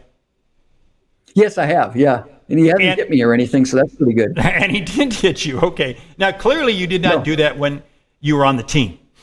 That was clearly years later. Oh, of course not. No, that was when you're on the team, you're 19 years old and you're completely terrified of this 5'4" guy who controls your entire life and on the one hand, you'd run through a brick wall for him. On the other hand, you were terrified to make a mistake. So no, I would never do that back then. No. So how did Lou Holtz motivate the Golden Gophers? Well, I think it was, it was really the essence of leadership, and that is he'd paint a vision and really get everybody on board with that vision of where we want to get to. He made sure that everybody had a role and everybody knew what their role was in achieving that goal and achieving that vision. And, someone like myself, who's basically my role was to get to practice and get beat up every day by I was playing scout team as a freshman and sophomore. And my job was to really imitate or do the best I can to run the offense of the team we were playing that week. And my role was to get beat up. And then my role was to do well in the classroom and not screw up and not make any mistakes. But I knew if I did my role, there was a reward at the end, and that was playing in every game. And that was the motivator, is painted a vision. I knew I wasn't going to be a starter. I knew I really wasn't going to have an impact in the outcome of the game directly, but indirectly I certainly could. And then I got rewarded for doing what I was supposed to do. And those relationships that you cultivated playing those years for the Golden Gophers have really stuck with you, because I know you stay in contact with a lot of the players, and you've stayed in contact with Coach Lou Holtz for a number of years thereafter. Yeah. Yeah, I think a lot of the players for sure, and then Coach Holtz, because he's a professional speaker, so I would run into him on the speaking circuit, and you think of all the players that Coach Holtz has had. It's got to be thousands over the years. So either he's really good at faking it, or he's got the most amazing memory of all time. Because when I would see him, he would recognize me and he'd say hello and he'd ask questions. And it's like, how can this guy possibly remember who I was? And that's, again, I think someone who really puts people first and puts, really understands the motivation in the individual. And, again, tying into your book, that it's a mindset. It's a mindset that there are certain things that have priority. And for Coach, it was people. And there are certain things that have less priority. And in sales, I would say Coach Holtz was probably the master salesperson. People in Minnesota called him the music man, because he came in and took a team that, boy, we were lucky to have 20,000 fans at the game. To my sophomore season, we had about 60,000, 65,000 people at our spring game. He just was a salesman, and he got everybody, not only the players, but the community behind that vision. He just found a way to really ratchet up. But he led by example too, right? Absolutely. He was, as far as I know, he was the first one in, last one out kind of thing. And, but I'd say it was less so lead by example and more so just really leading by painting that vision and that goal and aligning people toward that goal. And like I said earlier, making sure that every single person knew what their role was in achieving that goal. Yeah. Very interesting. Hey, you went to St. Louis Park High School outside of Minneapolis. Mm-hmm. And the alumni of that high school, and one I want to call it in particular, Thomas Friedman. Yes. It's incredibly the level of intellect that came out of your school. And even Friedman in one of his books comments, was it the Yeah, he water? talked Was about it it. what was it something? But there's something magical when great people hang out with great people. It's just amazing what happens. And on our call this morning, when you and I were talking, it really got me thinking about we really do become the sum of the people we associate with the most. And did you realize that back then? Did you realize the magicalness of St. Louis Park High School? That's a great question. I think recognizing that we were given opportunities that other schools, maybe at the time you didn't realize it, but certainly other schools did not have. I mean, for example, we were talking about it this morning. One of the things that I've had to pivot my business, all of us have had to pivot our business, is we have to be online now. We have to be on television, if you will. Well, back in the early 1980s, St. Louis Park High School had a television studio that would have been on par with some of the major, maybe not the major networks, but certainly the local affiliates of networks in terms of the quality of the equipment so there was certainly a community investment into education, but more so I'd say it must have come from the leadership on down, the principal on down, but the teachers I think were given freedom to teach, and I think something that might have been different than back then that we unfortunately don't have in our public school system today is the teachers in today's world. I believe, I've got a couple of kids that just, one's a senior in college, one's a freshman in college, but so recently out of high school. And, they had some wonderful opportunities in high school as well. But I think teachers today are judged on test scores, standardized test scores. And so it's much harder for teachers to really tailor their instruction and their offerings, if you will, to the individual. And I believe when, if you look at the people that came out of St. Louis Park High School, Sharon Isbin, Al Franken, the Cohen brothers. I mean, just the list is unbelievable of the creativity, Friedman, obviously. And I think it's because we were given the freedom to really explore our own creativity. And unfortunately, I think that in some schools, that's probably missing today. Yeah, very, and I look at the parallel of that to what sales is all about. And sales is about drawing out the best in each person we communicate with. My definition of sales is to helping others see and achieve what they didn't think was possible. And if you think about it, that's what was happening in your high school back then. And more importantly, there were teachers going about their thing, doing their thing. Really, to them, they were just getting you graduated to the next year, just getting you on. And yet they were making a tremendous legacy impact. There's a story I tell in my book about Phil Groff and the impact that he had on my life. There were two different people who I share, Phil Groff and John Canavan, who were my bosses early on. And at the time, they didn't realize the legacy they were leaving with me. But wow. And I fast forward that to sales, and I can't help but think there's customers we've called on. Sam, you've had the privilege of sharing the platform all over the world. There are audiences that you've spoken to. There are people who you've met with before you speak, after you speak, et cetera, that you've left an impact with that resonates 10, 20, 30 years later, just as Lou Holtz did on you, just as other players did on you. So it really is. I mean, sales is an amazing thing. Now, this is what's interesting, because we may get to talk a little bit longer because Mary Kelly is supposed to be following you. But is Mary Kelly on the line? No, Mary Kelly is not on the line. So, that means, and it's not unusual that you get a Naval Academy graduate, right? She was Naval Academy graduate, retired commander. So clearly she must be doing something incredibly important for her not to get connected with. But hey, let's talk about something here for a second. Sure. Because you, Mary, Meredith, myself, we're actually kind of working on a new project called the Business Leadership Roundtable.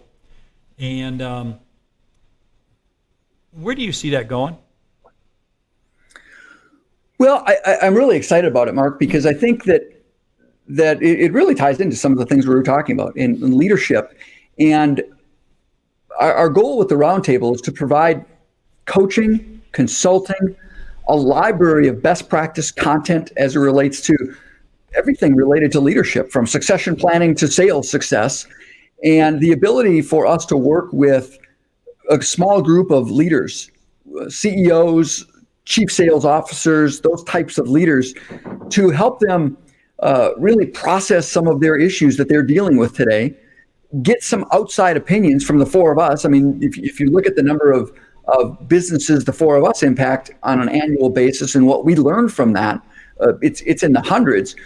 The individuals within the group will also be able to help provide value, expertise, in a sense, be a virtual board of advisors, and then combine that with the four of us pretty much knowing the best of the best as it relates to different topics, from marketing to obviously sales to finance. And so if a member of our roundtable has a question related to their business, if we can't help them find the answer, well, we certainly know who will have the answer. It's kind of that old adage, if I don't know it, I know who knows it. And that's really going to be true with the roundtable. So it's going to be a combination of online learning, online coaching, consulting, group coaching, group consulting, one-on-one, plus access to this amazing library of content that's not only going to be available to the members of the roundtable, but more important, available to all of the employees of the members of the roundtable. So, for example, if a roundtable member is dealing with something related to, again, in our world, prospecting, we'll be able to point them and say, hey, these are 4 videos you might want to download and share with your team. So it's an incredible value. And in a sense, as we talked about today, not only are the four of us going to play a coaching, consulting, expertise role, but also a general contractor role, in the sense of we're going to get you to the right resources so you can be successful. That is, I mean, it really is. And as we work to kind of roll this thing out over the next several months, people will be hearing a lot more about it. And this is funny, but Mary Kelly just sent me a note, Micah, that she is having problems connecting. I'm going to forward it to you here. Just a moment while we do a little technical housekeeping here. Hey, it's the world in which we live in, Mark, right? You know what? It is the world in which we live in. And there it is, Micah. I've just sent that over to you. But yeah, it is. Now, the Business Leadership Roundtable will be rolling out over the next couple of months. And in the meantime, right now, we're talking about the book, A Mind for Sales. Thank you so much for your comments that you shared with me this morning. We are going to really try to get this out to the news media. We have some things that are going to be dropping tomorrow. I think it's, like I said earlier, Mark, I was terrified for you. Like, how are you going to possibly do a book launch with all this going on? But I know I'm being a little bit repetitive, but thinking about it, your book is now, maybe a month ago it was a nice to have. Now it's a must have. I mean, think about salespeople today. They're working from home. The way they used to sell, going to conferences, going to trade shows, having one-on-one meetings, those are gone.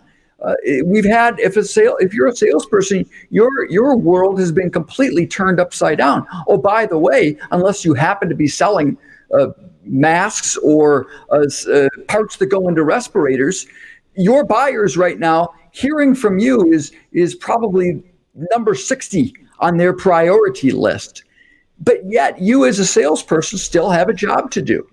You have to get up and provide value. You have to get up and provide the opportunity to build those relationships with your prospects. You have to open up doors. Your company's survival is going to be based a lot on what you do as a salesperson in these next few weeks, hopefully generating some revenue today, but also setting the groundwork to really come out of the gate running when this is over. As I've said to you, Mark, there's really 3 options that salespeople have right now. Option 1 is curl up in a little ball and hope this thing goes away. Well, unfortunately, there are people that are doing that. Option 2 is to reach out and help. Provide value to your prospects, provide value to your existing customers. They might not be in a position to buy from you today, but they're going to remember who was there and helping them during the tough times. And then option 3 is looking at the industries that are going well right now. Logistics, supply chain, as I said, medical. Are there things that you can do as a company to pivot and sell into those industries? I was sharing with you this morning about a friend of mine who owns a jersey producing company. They make jerseys for professional athletes and college athletes and high school athletes. Well, there's not a big market for their services right now since pretty much all of those sports are on hold or canceled. And so what did he do? Well, he immediately pivoted. Now he's got an entire manufacturing line using the fabric that they use to make jerseys. They discovered that that's incredible fabric to make masks for our first responders, for nurses and doctors. And so they're completely pivoting, and their salespeople are calling on people that they've never called on before. That's the role that sales has to have if you're going to be successful. So it's not only building relationships within the industries you currently sell into, but it's also helping management determine where are some opportunities where you can sell today. I think that is so well said, because sales does not stop for anything. We may pivot, we may change, but I'll tell you what, without the right mind, it's amazing how nothing is going to happen. So anyway, I was going to say it's a mind of positivity and a mind of creativity that salespeople need to have right now. I like that. And certainly you have one big mind. I've had the privilege of really working very closely with you. We do quite a few things online. We've shared the stage several times, shared a number of things. You have a mind that exceeds. If you want to know if you're living right, it's when you get an email from Sam at 3:30 in the morning, and he says, I woke up, I couldn't get back to sleep, so I had to share this with you. And it's a 2,000-word essay. Diatribe on something? Key something going on in the world, but that's the way his mind. He actually spent the weekend reading the entire stimulus bill. I skimmed through some of it. Skipped through some of it, but read a lot of it. And you read more than probably any member of Congress did. Let's just leave it at that. Okay? Well, that's probably accurate. So anyway, hey, we've got Larry Levine in the queue, so we're going to jump over to Larry here in just a bit. But Sam, I want to say thank you very much. It's been a real honor to have you. I count you as a good friend. Thank you. And hey, we will connect. Okay? Thank you. I look forward to it. And congratulations, Mark. I know this is going to be a huge success. Thank you. Hey, my name is Mark Hunter, the Sales Hunter. We're talking, this is a virtual launch party around the book, A Mind for Sales. And we'd originally planned to have about 150 people here in a room here in Populous. It's a co-working space in Omaha, Nebraska. Unfortunately, of course, can't do that in a COVID environment. So it's just myself and the producer. #social distance. We're putting on the show here. It's a 9,000 square foot facility. It's absolutely outstanding. This is co-working, co-sharing, co-officing done right. Anyway, so thanks to Micah for allowing us to use it. And in the queue, but before we get to Larry, hey, I got to do another giveaway. I'm getting pressure from my team to do another giveaway. Hey, throw something up on social media right now. It is 6:40 and 30 seconds, 6:40 and 30 seconds. Throw something up on social media, #A Mind for Sales. Whoever does that first with a picture of something for A Mind for Sales, you're going to get a subscription to A Mind for Sales online program. Details on that to be released, but we're going to give that away right now to you, okay? So how's that sound? Hey, in the queue, Larry Levine. Larry, come on in, man. Larry, this is awesome. How you doing, man? We are getting some feedback from you, Larry. So if you can mute your sound there. There it is. I'm gonna hang in there, Larry. Stay right there. We're going to the coast. We're going to L.A. We're going to L.A. while we correct that here. We're going to get Larry up here in just a second here. Larry has written the book Selling from the Heart, and I want to share with you a little bit of background about him. I met him a few years ago by way of a good mutual friend, Jeb Blunt. Jeb Blunt ran across him, connected with him. he and Jeb became good friends. Jeb was just not available to be on the show this evening. Otherwise, he sends his regards. Otherwise, he would be here with us. And but here's the whole thing. Jeb then connected me to Larry. We connected. I remember we had lunch in L.A. one time when I was out there. Just one heck of a great guy. So let's see if we can't get Larry in here now. Nope, Larry's not coming in. I'm getting a thumbs down from my producer. Little bit. Hang in there, Larry. Stay right there. Now, let me share with you a couple of things about A Mind for Sales. What I really want you to do. Really want you to go out and grab the order. It's available on Audible. It's available on Kindle. There's an MP3 version, or I should say a CD version. There's the hard copy version, whether it be from Amazon, Barnes & Noble, BAM, wherever you buy books. But I do really want you to get a copy of it. And more importantly, would you do me a favor? Buy a copy for somebody else. Buy a copy for your sales team. Because really, as you've heard a lot of the people say, and I say this very humbly, it really is the right book for the right time. Okay, I'm getting the heads up from my producer. Larry, come on in.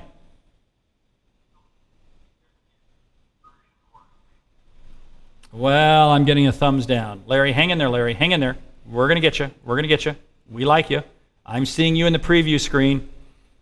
I think what we're being challenged with is a little bit of wonky Wi-Fi. But it's okay. Hey, Larry's got a smile on his face. Larry always has a smile. Let me give you a little bit of background about Larry. He lives on the West Coast. Now, what this means is that if you're doing any work on the East Coast, that means you either waste a day traveling, you waste an entire day traveling, or you take the red eye. And let me tell you something. I used to do the red eyes all the time. I used to work in White Plains, New York, managing the West Coast, and I would take the red eye at least once or twice a week between LAX and Kennedy, or SFO and Kennedy. And man, it got old really quick. This guy loves it. He loves it. I was just with him in Orlando a few weeks ago. He had taken the red eye from LA to Orlando because he didn't want to waste the day. So hopefully we're going to get Larry in here, because coming up after Larry, we have Sherry Leviton and Stu Heineck. And maybe we can get Mary Kelly back in there, but right now we're having a little bit of connection problems with Larry. Don't worry about it. Let me give you a little heads up on Larry. You need to jump out to Amazon and get his new Audible copy of his book, because it's only like $2.99 or something like that. Anybody can afford that. Larry's message is genuine from the heart. Larry and I have a little bit of commonality in that he is a huge Kiwanian. And although I'm not a Kiwanian, my father was in Kiwanis for years. And the level of community service that I learned through watching my father, and I see Larry do, nobody personifies helping other people the way he does. And I think that's absolutely key, absolutely cool. This is great, because we're getting all kinds of messages in here that, are you on with Mary? Mary's looking to get in. And hang in there, Mary. If you're watching this, stay right there. Keep that connection open. Our producer, our producer Micah, is working to kind of get Larry in here, because we don't want to lose.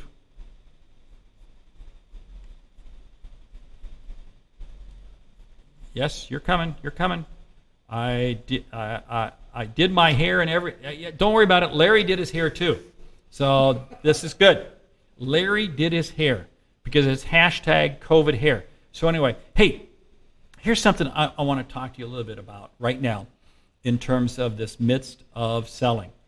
You're going to have curveballs. I shared this in a post I sent out this morning. Every day we're going to incur speed bumps. The key is not to allow the speed bump to turn into a cliff. For instance, right now we're experiencing a little bit of a speed bump, but that's okay. It doesn't faze me. It doesn't faze me at all. We move on. We pivot. You're going to have customers who are extremely loyal to you right now, but due to one reason or another, they have to step aside. You're going to have prospects that you feel are really good. They got to step aside. But then you're going to have other opportunities. And what I'm really stressing right now is you have to make it extremely simple for your customers to do business with you. The simpler you make it for your customers to do business with you, the better off you're going to be. Michael, whenever you have somebody in the queue, let me know. Okay, he doesn't have anybody in the queue. I'm not going to worry about it. So here's the thing. Here's what I'm going to challenge you to do. Take what you're selling, whatever it is that you're selling, and ask yourself this question. How can I make it simpler? How can I make it more expedient? How do I make it easier? Let's walk through each of those. How do I make it simpler? One of the challenges, if we give our customers too many options, let me take a look at this. Remember when computers were going through a continuous upgrade? And, well, I'm just so confused. I'll just wait for the next round of upgrades. Don't put too many options in front of your customers. Keep it simple. Keep it very simplistic. Now, make it expedient. What you don't want to do is you don't want to sit there and say, well, let's have a follow-up meeting. What's your calendar look like for next week? No. What's your calendar look like for this afternoon? What's your calendar look like for tomorrow morning? You want to move as expediently as possible. 3, make it easy. When I mean make it easy that only one person has to make the decision. You don't want things to be a committee. You don't want things to drag out. You don't want things to go on forever. Because what will happen is they'll sit there and say, you know what? Let's table this for a while. Now here's what happens when people table things right now. What they're going to do is they're going to table it, and it's going to stay tabled, stay tabled, stay tabled, stay tabled. And it's going to stay all the way tabled until we get to PC. PC is not political correctness. PC is post-coronavirus. And what you're going to do is then they're going to get to PC, and there's going to be so many other things on their plate, so many other things on their table, that what they're going to do is they're going to say, you know what? Let's take a re-look at everything. And suddenly all that work that you've done to get stuff into your pipeline is gone. So here's what happens. If you have something that is kind of like, slowing down, you have to make sure that you stay in continuous contact with them. One of the ways you do this is by treating your prospects the same way you do your customers. Treat your prospects the same way you do your customers. And what you're doing this is you're bringing added value. Mark Cuban was on CNBC the other night, and he was being interviewed, and he shared this very easy line, not an easy line, but he shared a very key observation. He said, employers, you need to take care of your employees right now, because as you take care of your employees now, will determine how they take care of you after we're done with this situation. As I heard that, I go, you know what? The same thing applies to our customers. The same thing applies to our prospects. You have to treat them with extreme love right now, with extreme support. Now, does this mean giving away the farm? No, it doesn't mean giving away the farm. No. But it does mean increasing your value.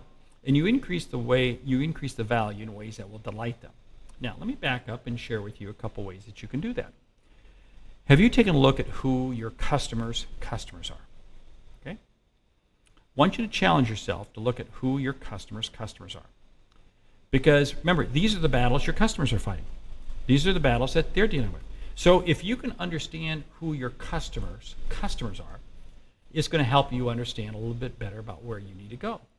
It's going to help you understand a little bit better how to position them with them. Now, what does all this come back to? It comes back to also putting you in a better position that when we get to PC, post-COVID, post-coronavirus, we're going to be in a much faster position. You're going to be in a much faster position to scale rapidly, which comes back to another point. Right now is not the time to think you don't have to prospect, not the time you don't have to sell. No. In fact, right now is the time to double down. You have to create more inroads than you ever have before. Yeah, now I got Larry Levine finally in the queue. Larry Levine, let's get you in here before I give away all the gold in the book of Mind for Sale. Larry, welcome. How you doing? Mark, what's happening? I don't want to get on your bad side, Mark. I had to figure this out. No, I tell you what, you are a nice guy. I have to share because we're on Facebook Live. I got to share with the audience a little bit of a story. Hey, Hunter, I know exactly where you're going with this. You knew it was coming. Larry and I were sharing the stage at an event. It was the Marketing Relationships Summit put on by Bart Ratliff and the group at Send Out Cards. This was back in August or July of last year. And Larry was on. You were on LinkedIn at the time, but you weren't on Facebook. And some people were giving you a hard time. And so I spoke from the stage. I don't know how big group, and I publicly called you out to get on Facebook.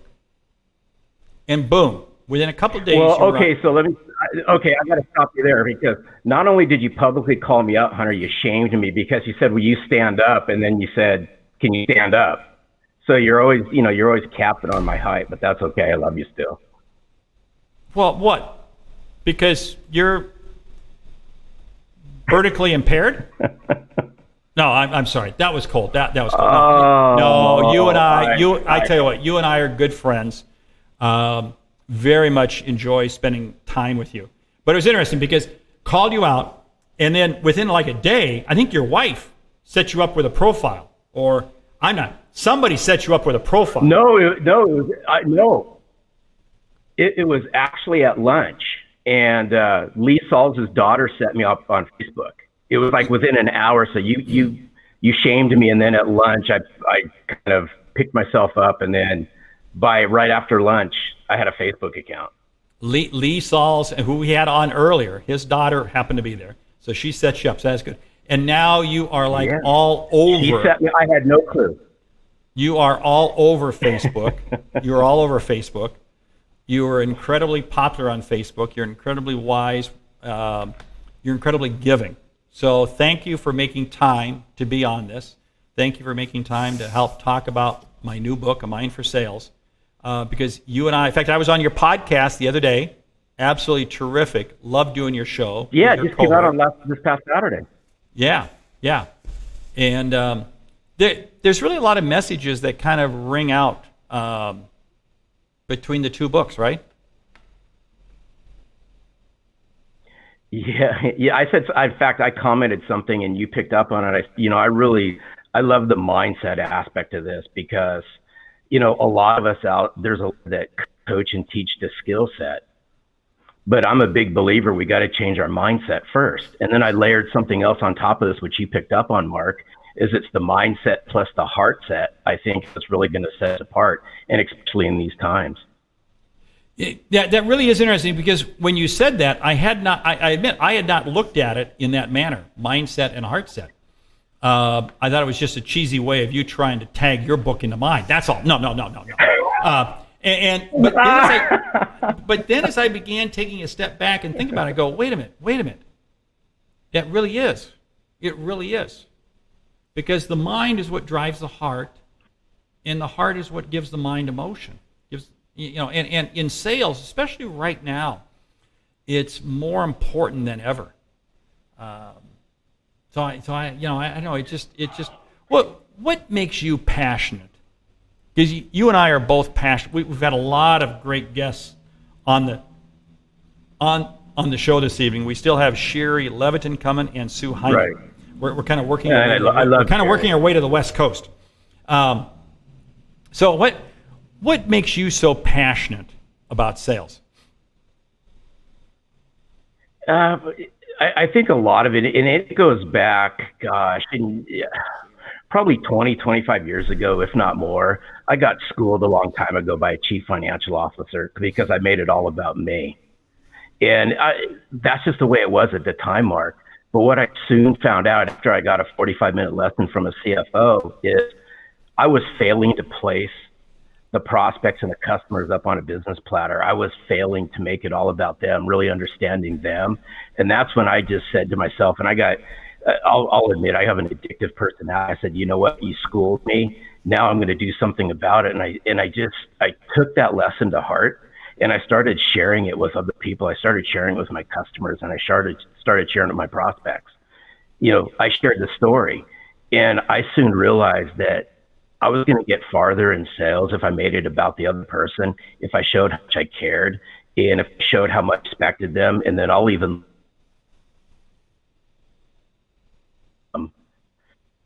We just lost Larry there, but that's okay. What Larry was talking about is Larry is a gentleman. When he sells with his heart because he communicates a story. And I think that's what makes him very special. In his book, Selling from the Heart, he shares several really key stories. I think everybody can recreate themselves. There he is. He's back. He's back. You keep drifting it out. You're in my heart somewhere. I don't know what to do. No, it's okay. Hey, don't worry about it. We'll put another quarter in the machine here, and we'll get some more bandwidth here. So it's okay. It's okay. It's okay. So anyway, but anyway, hey, hold that. Hey, okay. So now you're working on another project right now, right? Yeah, we're slowly putting together. It's an interesting time. The heart's coming to the forefront, heart and mind. And at Selling from the Heart, we're actually putting together a little insiders group. Actually, not little. It's going to be something that we're passionate about, where we're really going to bring Selling from the Heart like-minded people together and coach them along, educate them, bring in subject matter experts, and help provide them information, help provide them some coaching that, quite frankly, they may not be able to get in their office. But I think this is the time. I threw out something yesterday. I think this is the time, Mark, that we have to double down in sales. This is the time that we have to commit to ourselves and invest in ourselves. And that's what we're doing. We're forming this group. We're passionate about it. I think sincerity, absence, and heart sets us apart as in the sales profession. And it's what we do with it at this time that I think is going to catapult our career. That's neat. And yeah, you are incredibly passionate. And I apologize, but we're getting a little bit of breakup here. So I'll tell you what, if you don't mind, I'm going to have to let you go, Larry. I love you. I love you. I love your wife more. No, I don't know what it is. I'm sorry, Mark. Hey, no. Hey. No, it's okay. You know what? I mean, this is, again, we are doing this live. I'm Mark Hunter, the Sales Hunter. We're doing this live on Facebook, Vimeo, and YouTube all at the same time. We've been talking with Larry Levine. In just a moment, Sherry Leviton is going to join us from Park City, Utah. Man, what a cool place to live. It's so cool. And what we're doing is we're really doing the virtual live launch party. Stu Heineck is going to be joining us right after Sherry, and he's going to take us kind of home as we kind of move to the West Coast. So Sherry Leviton is in the queue. I see you on the preview screen. Let's get you up on the big screen. How are you, Sherry? Talk to us. Congratulations. Thank you so much. You know, busted play with the party in terms of having people live in the same room. So what the heck? We just take it to social media, and it's working out great. That's awesome work. Yeah. So what do you? Hey, first of all, the road to Outbound. Now you got a few extra months to make it to Outbound this year. So are you going to make it? You know, I hope so. I got stuck in the Andes in Chile on a horse. Made it to the Tropic of Capricorn. You know, I'm somewhere in between Costa Rica and Panama right now, but I wouldn't miss Outbound for the world. You know that. You are virtually somewhere in Panama? Virtually, I am somewhere in Panama paddling through a river and doing whatever it takes to get to Outbound. It's a lot of mangroves there and you know, all kinds of different wildlife, but we're going to get through. It's good for social distancing to be in the jungle. It is very good. # social distance. Because yeah. I just have a feeling that's your office there in Park City. I am in Park City, and we are in lockdown here. So there's going to be a lot of time to go through your book and to market and to, just like I did all the other ones that are dog-eared and marked and underlined, no pun intended, marking Mark's book. But I am so excited for your book, Mark, because I remember when we met for the first time at Selling Power, and Jill Conrath introduced us and said, I want you to meet the hardest working guy in sales. And she didn't tell me you were the hardest working guy, just to write on what Larry Levine was saying. But I loved you the minute that I met you and realized that you're the guy who's on the road 200, 300 days a year. And when you go to that many sales offices and talk to that many sales reps, you really know about mindset and habits. And so I can't wait to get through your book and to read your book. Well, thanks so much for those kind words. Now, it's interesting. You mentioned the word Jill Conrath, and it's very interesting. But there have been, you are the third person who has been on the show this evening that I was introduced to by way of Jill Conrath. And Well, I tell Jill all the time, all roads lead to Jill Conrath. Well, they do. And see, this is what's interesting about the sales community, because it really is a community. I mean, it really is interesting. When I came up with the idea that we're going to have to do this virtually online, I began reaching out to people, and it was like so easy to reach out to people and we say, oh yeah, help me. And I think that's what's cool, because the sales community is one of people helping people. And that's what makes it so special. That's what absolutely makes it cool. Yeah, it's neat. So No question. And now that we're all quarantined, I think in some strange way we're getting closer, because there's more virtual conversations, there's more time to reach out, and there's more necessity to reach out right now. And just because we're not physically together doesn't mean we can't be emotionally and spiritually and mentally connected. And I've talked to people more in the last few weeks, people that I hadn't spoken to in months. So, I do believe some real good is going to come of this. And it's a matter of what we look for. We can look for what's wrong, or we can look for what's right. And there's an incredible opportunity to connect. There's an incredible opportunity to reinvent ourselves, to sharpen the saw, to up our game, and to really ask some deep reflective questions. I think we spend a lot of time thinking and not enough time reflecting. And hopefully this will give people that good time to reflect about why we do what we do, why it matters. Well, it is. I mean, why it is, because we do it to help people, and that's really what's it. The commissions, the bonus money, all that sort of stuff. Yeah. But it's about helping people, and if we don't take the time to help people, there is no business. You raised an interesting comment about connecting with people, because I think people are having more conversations, better conversations now with people they don't normally talk to than they've ever had before.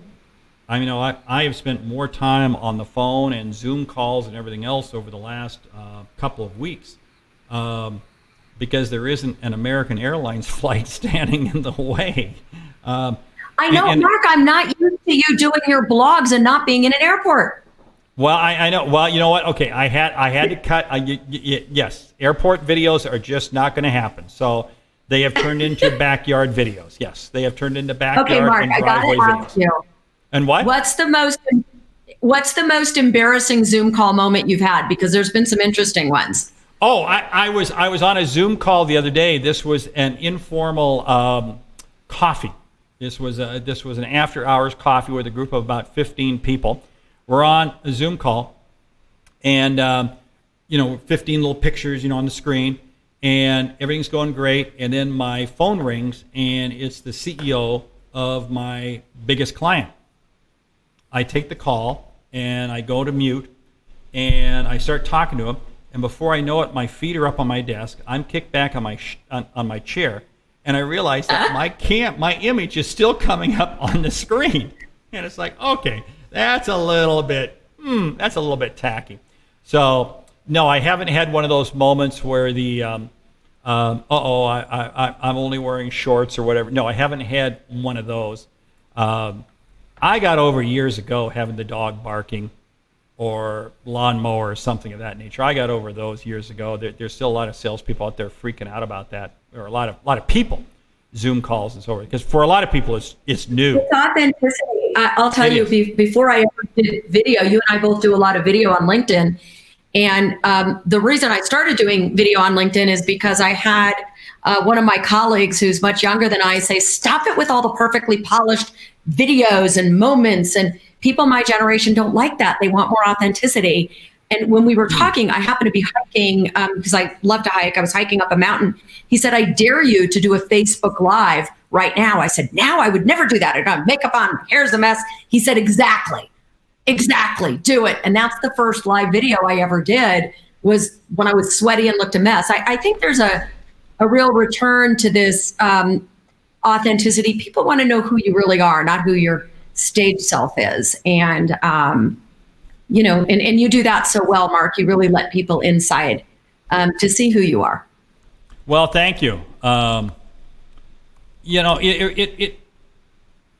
authenticity and transparency leads to integrity. And I think right now, more than ever, that is so critical.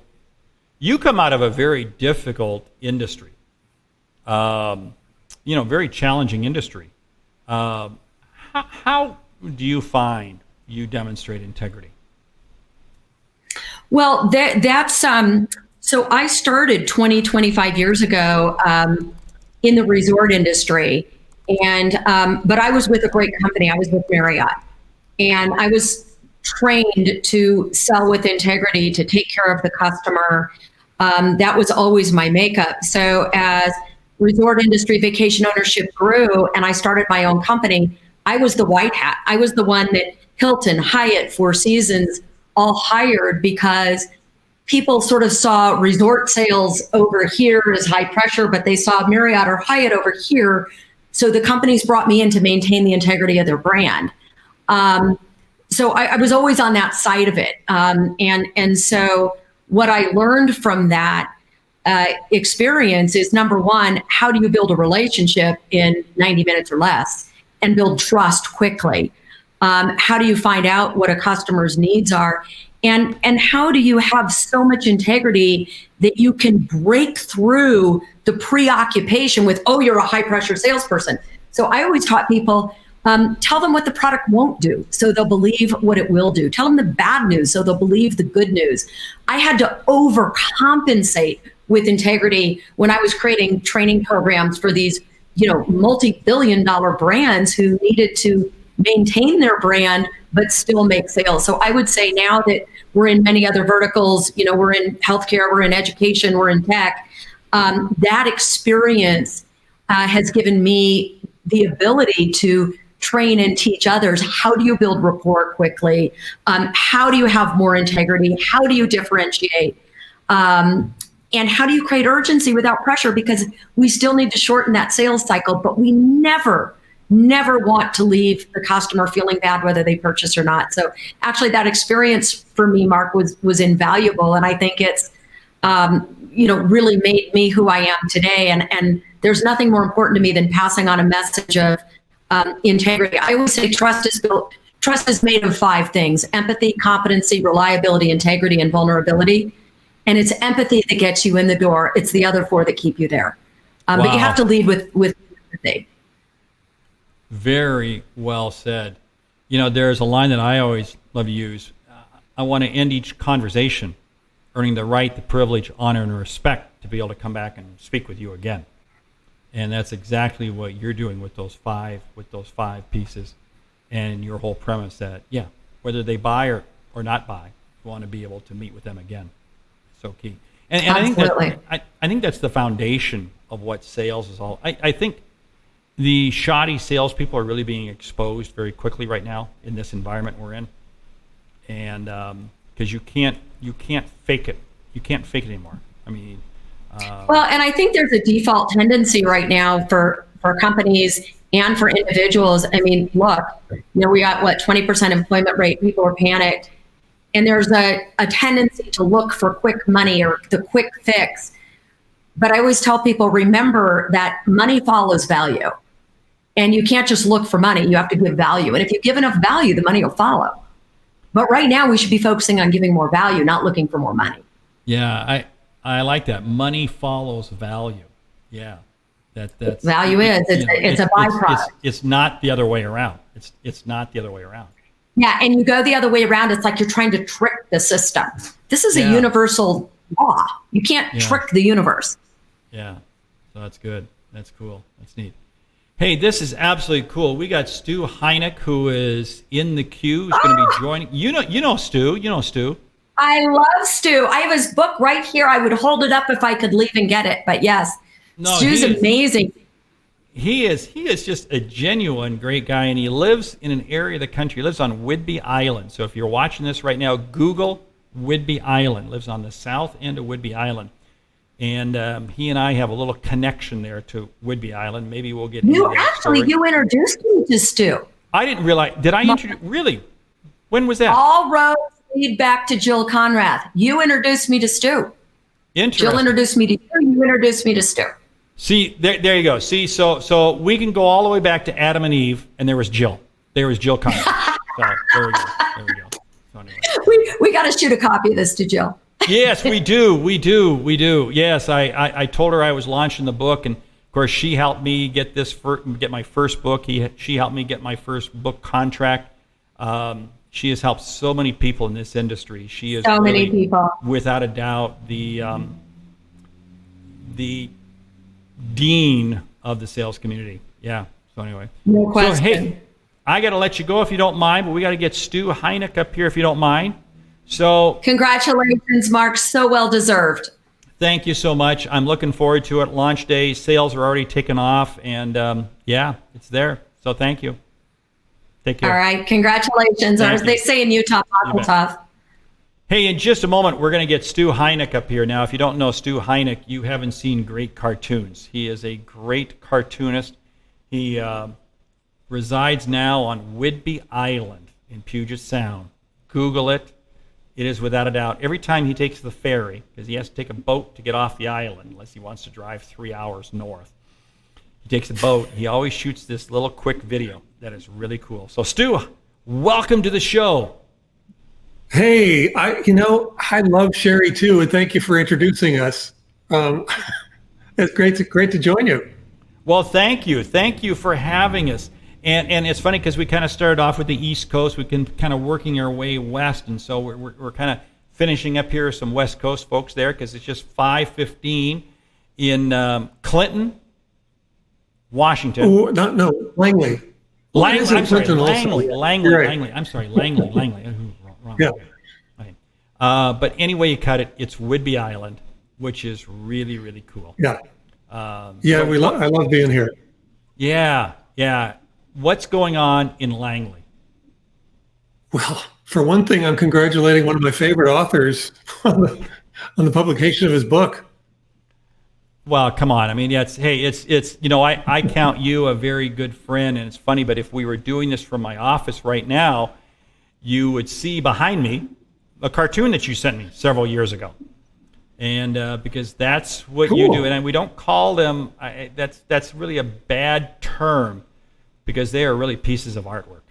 What you create, what you create is really good artwork, and it's amazing the impact that you have had. Tell the audience some of the publications where your material has been seen. Well, I mean, the thing is, I haven't focused a lot on getting them used or published in publications, but I'm in the Wall Street Journal. That's the primary. Notice he just drops that out. Notice he just drops out Wall Street Journal. Well, yeah, that's all. But otherwise, it's used a lot in campaigns. It probably leads us to some of our segues here about selling, because I use them in selling all the time. And, I got to say two things. One is, Mark, congratulations, because I know you're in the same running that I am for the March Madness for sales books.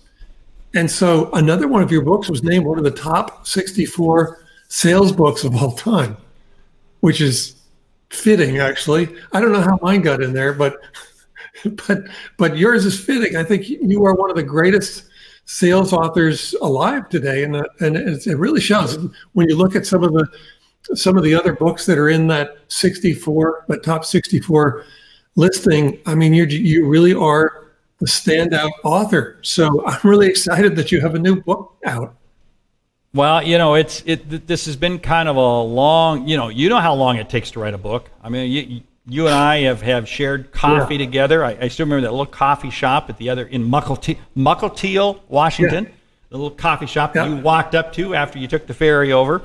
And I mean, the years that it takes to write a book, and then the painful process of really getting it into publication and getting it out the door. It's not easy.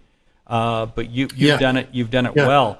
And your book, and I'm seeing the sign behind you, how to get a meeting. I'm sorry, it's been a long day already. Can I say that? How to get a meeting with anyone. Run for a while. And I mean, it really is cool how you have helped so many people really get introductions where there really was no reason to get an introduction. But your book really walks people through how to do it. I love it. Yeah. Yeah. Although I think there was a reason to get an introduction and to break through, but they weren't able to do it. They just weren't able to find a way in, and it's not easy at times. And so I'm thrilled that it's doing that, because we write these books, as you point out, they take a long time. You might write them in your basement or in your home study or something, just really in isolation. And you hope that it has an effect in the world. And then when it actually goes out and you hear, it's just that people are buying it, actually. But then that it's having an effect in their lives, it's incredible. And I know your books have been doing that. I don't even know how long you've been writing books, but you've been doing this for at least a decade or two, I would imagine.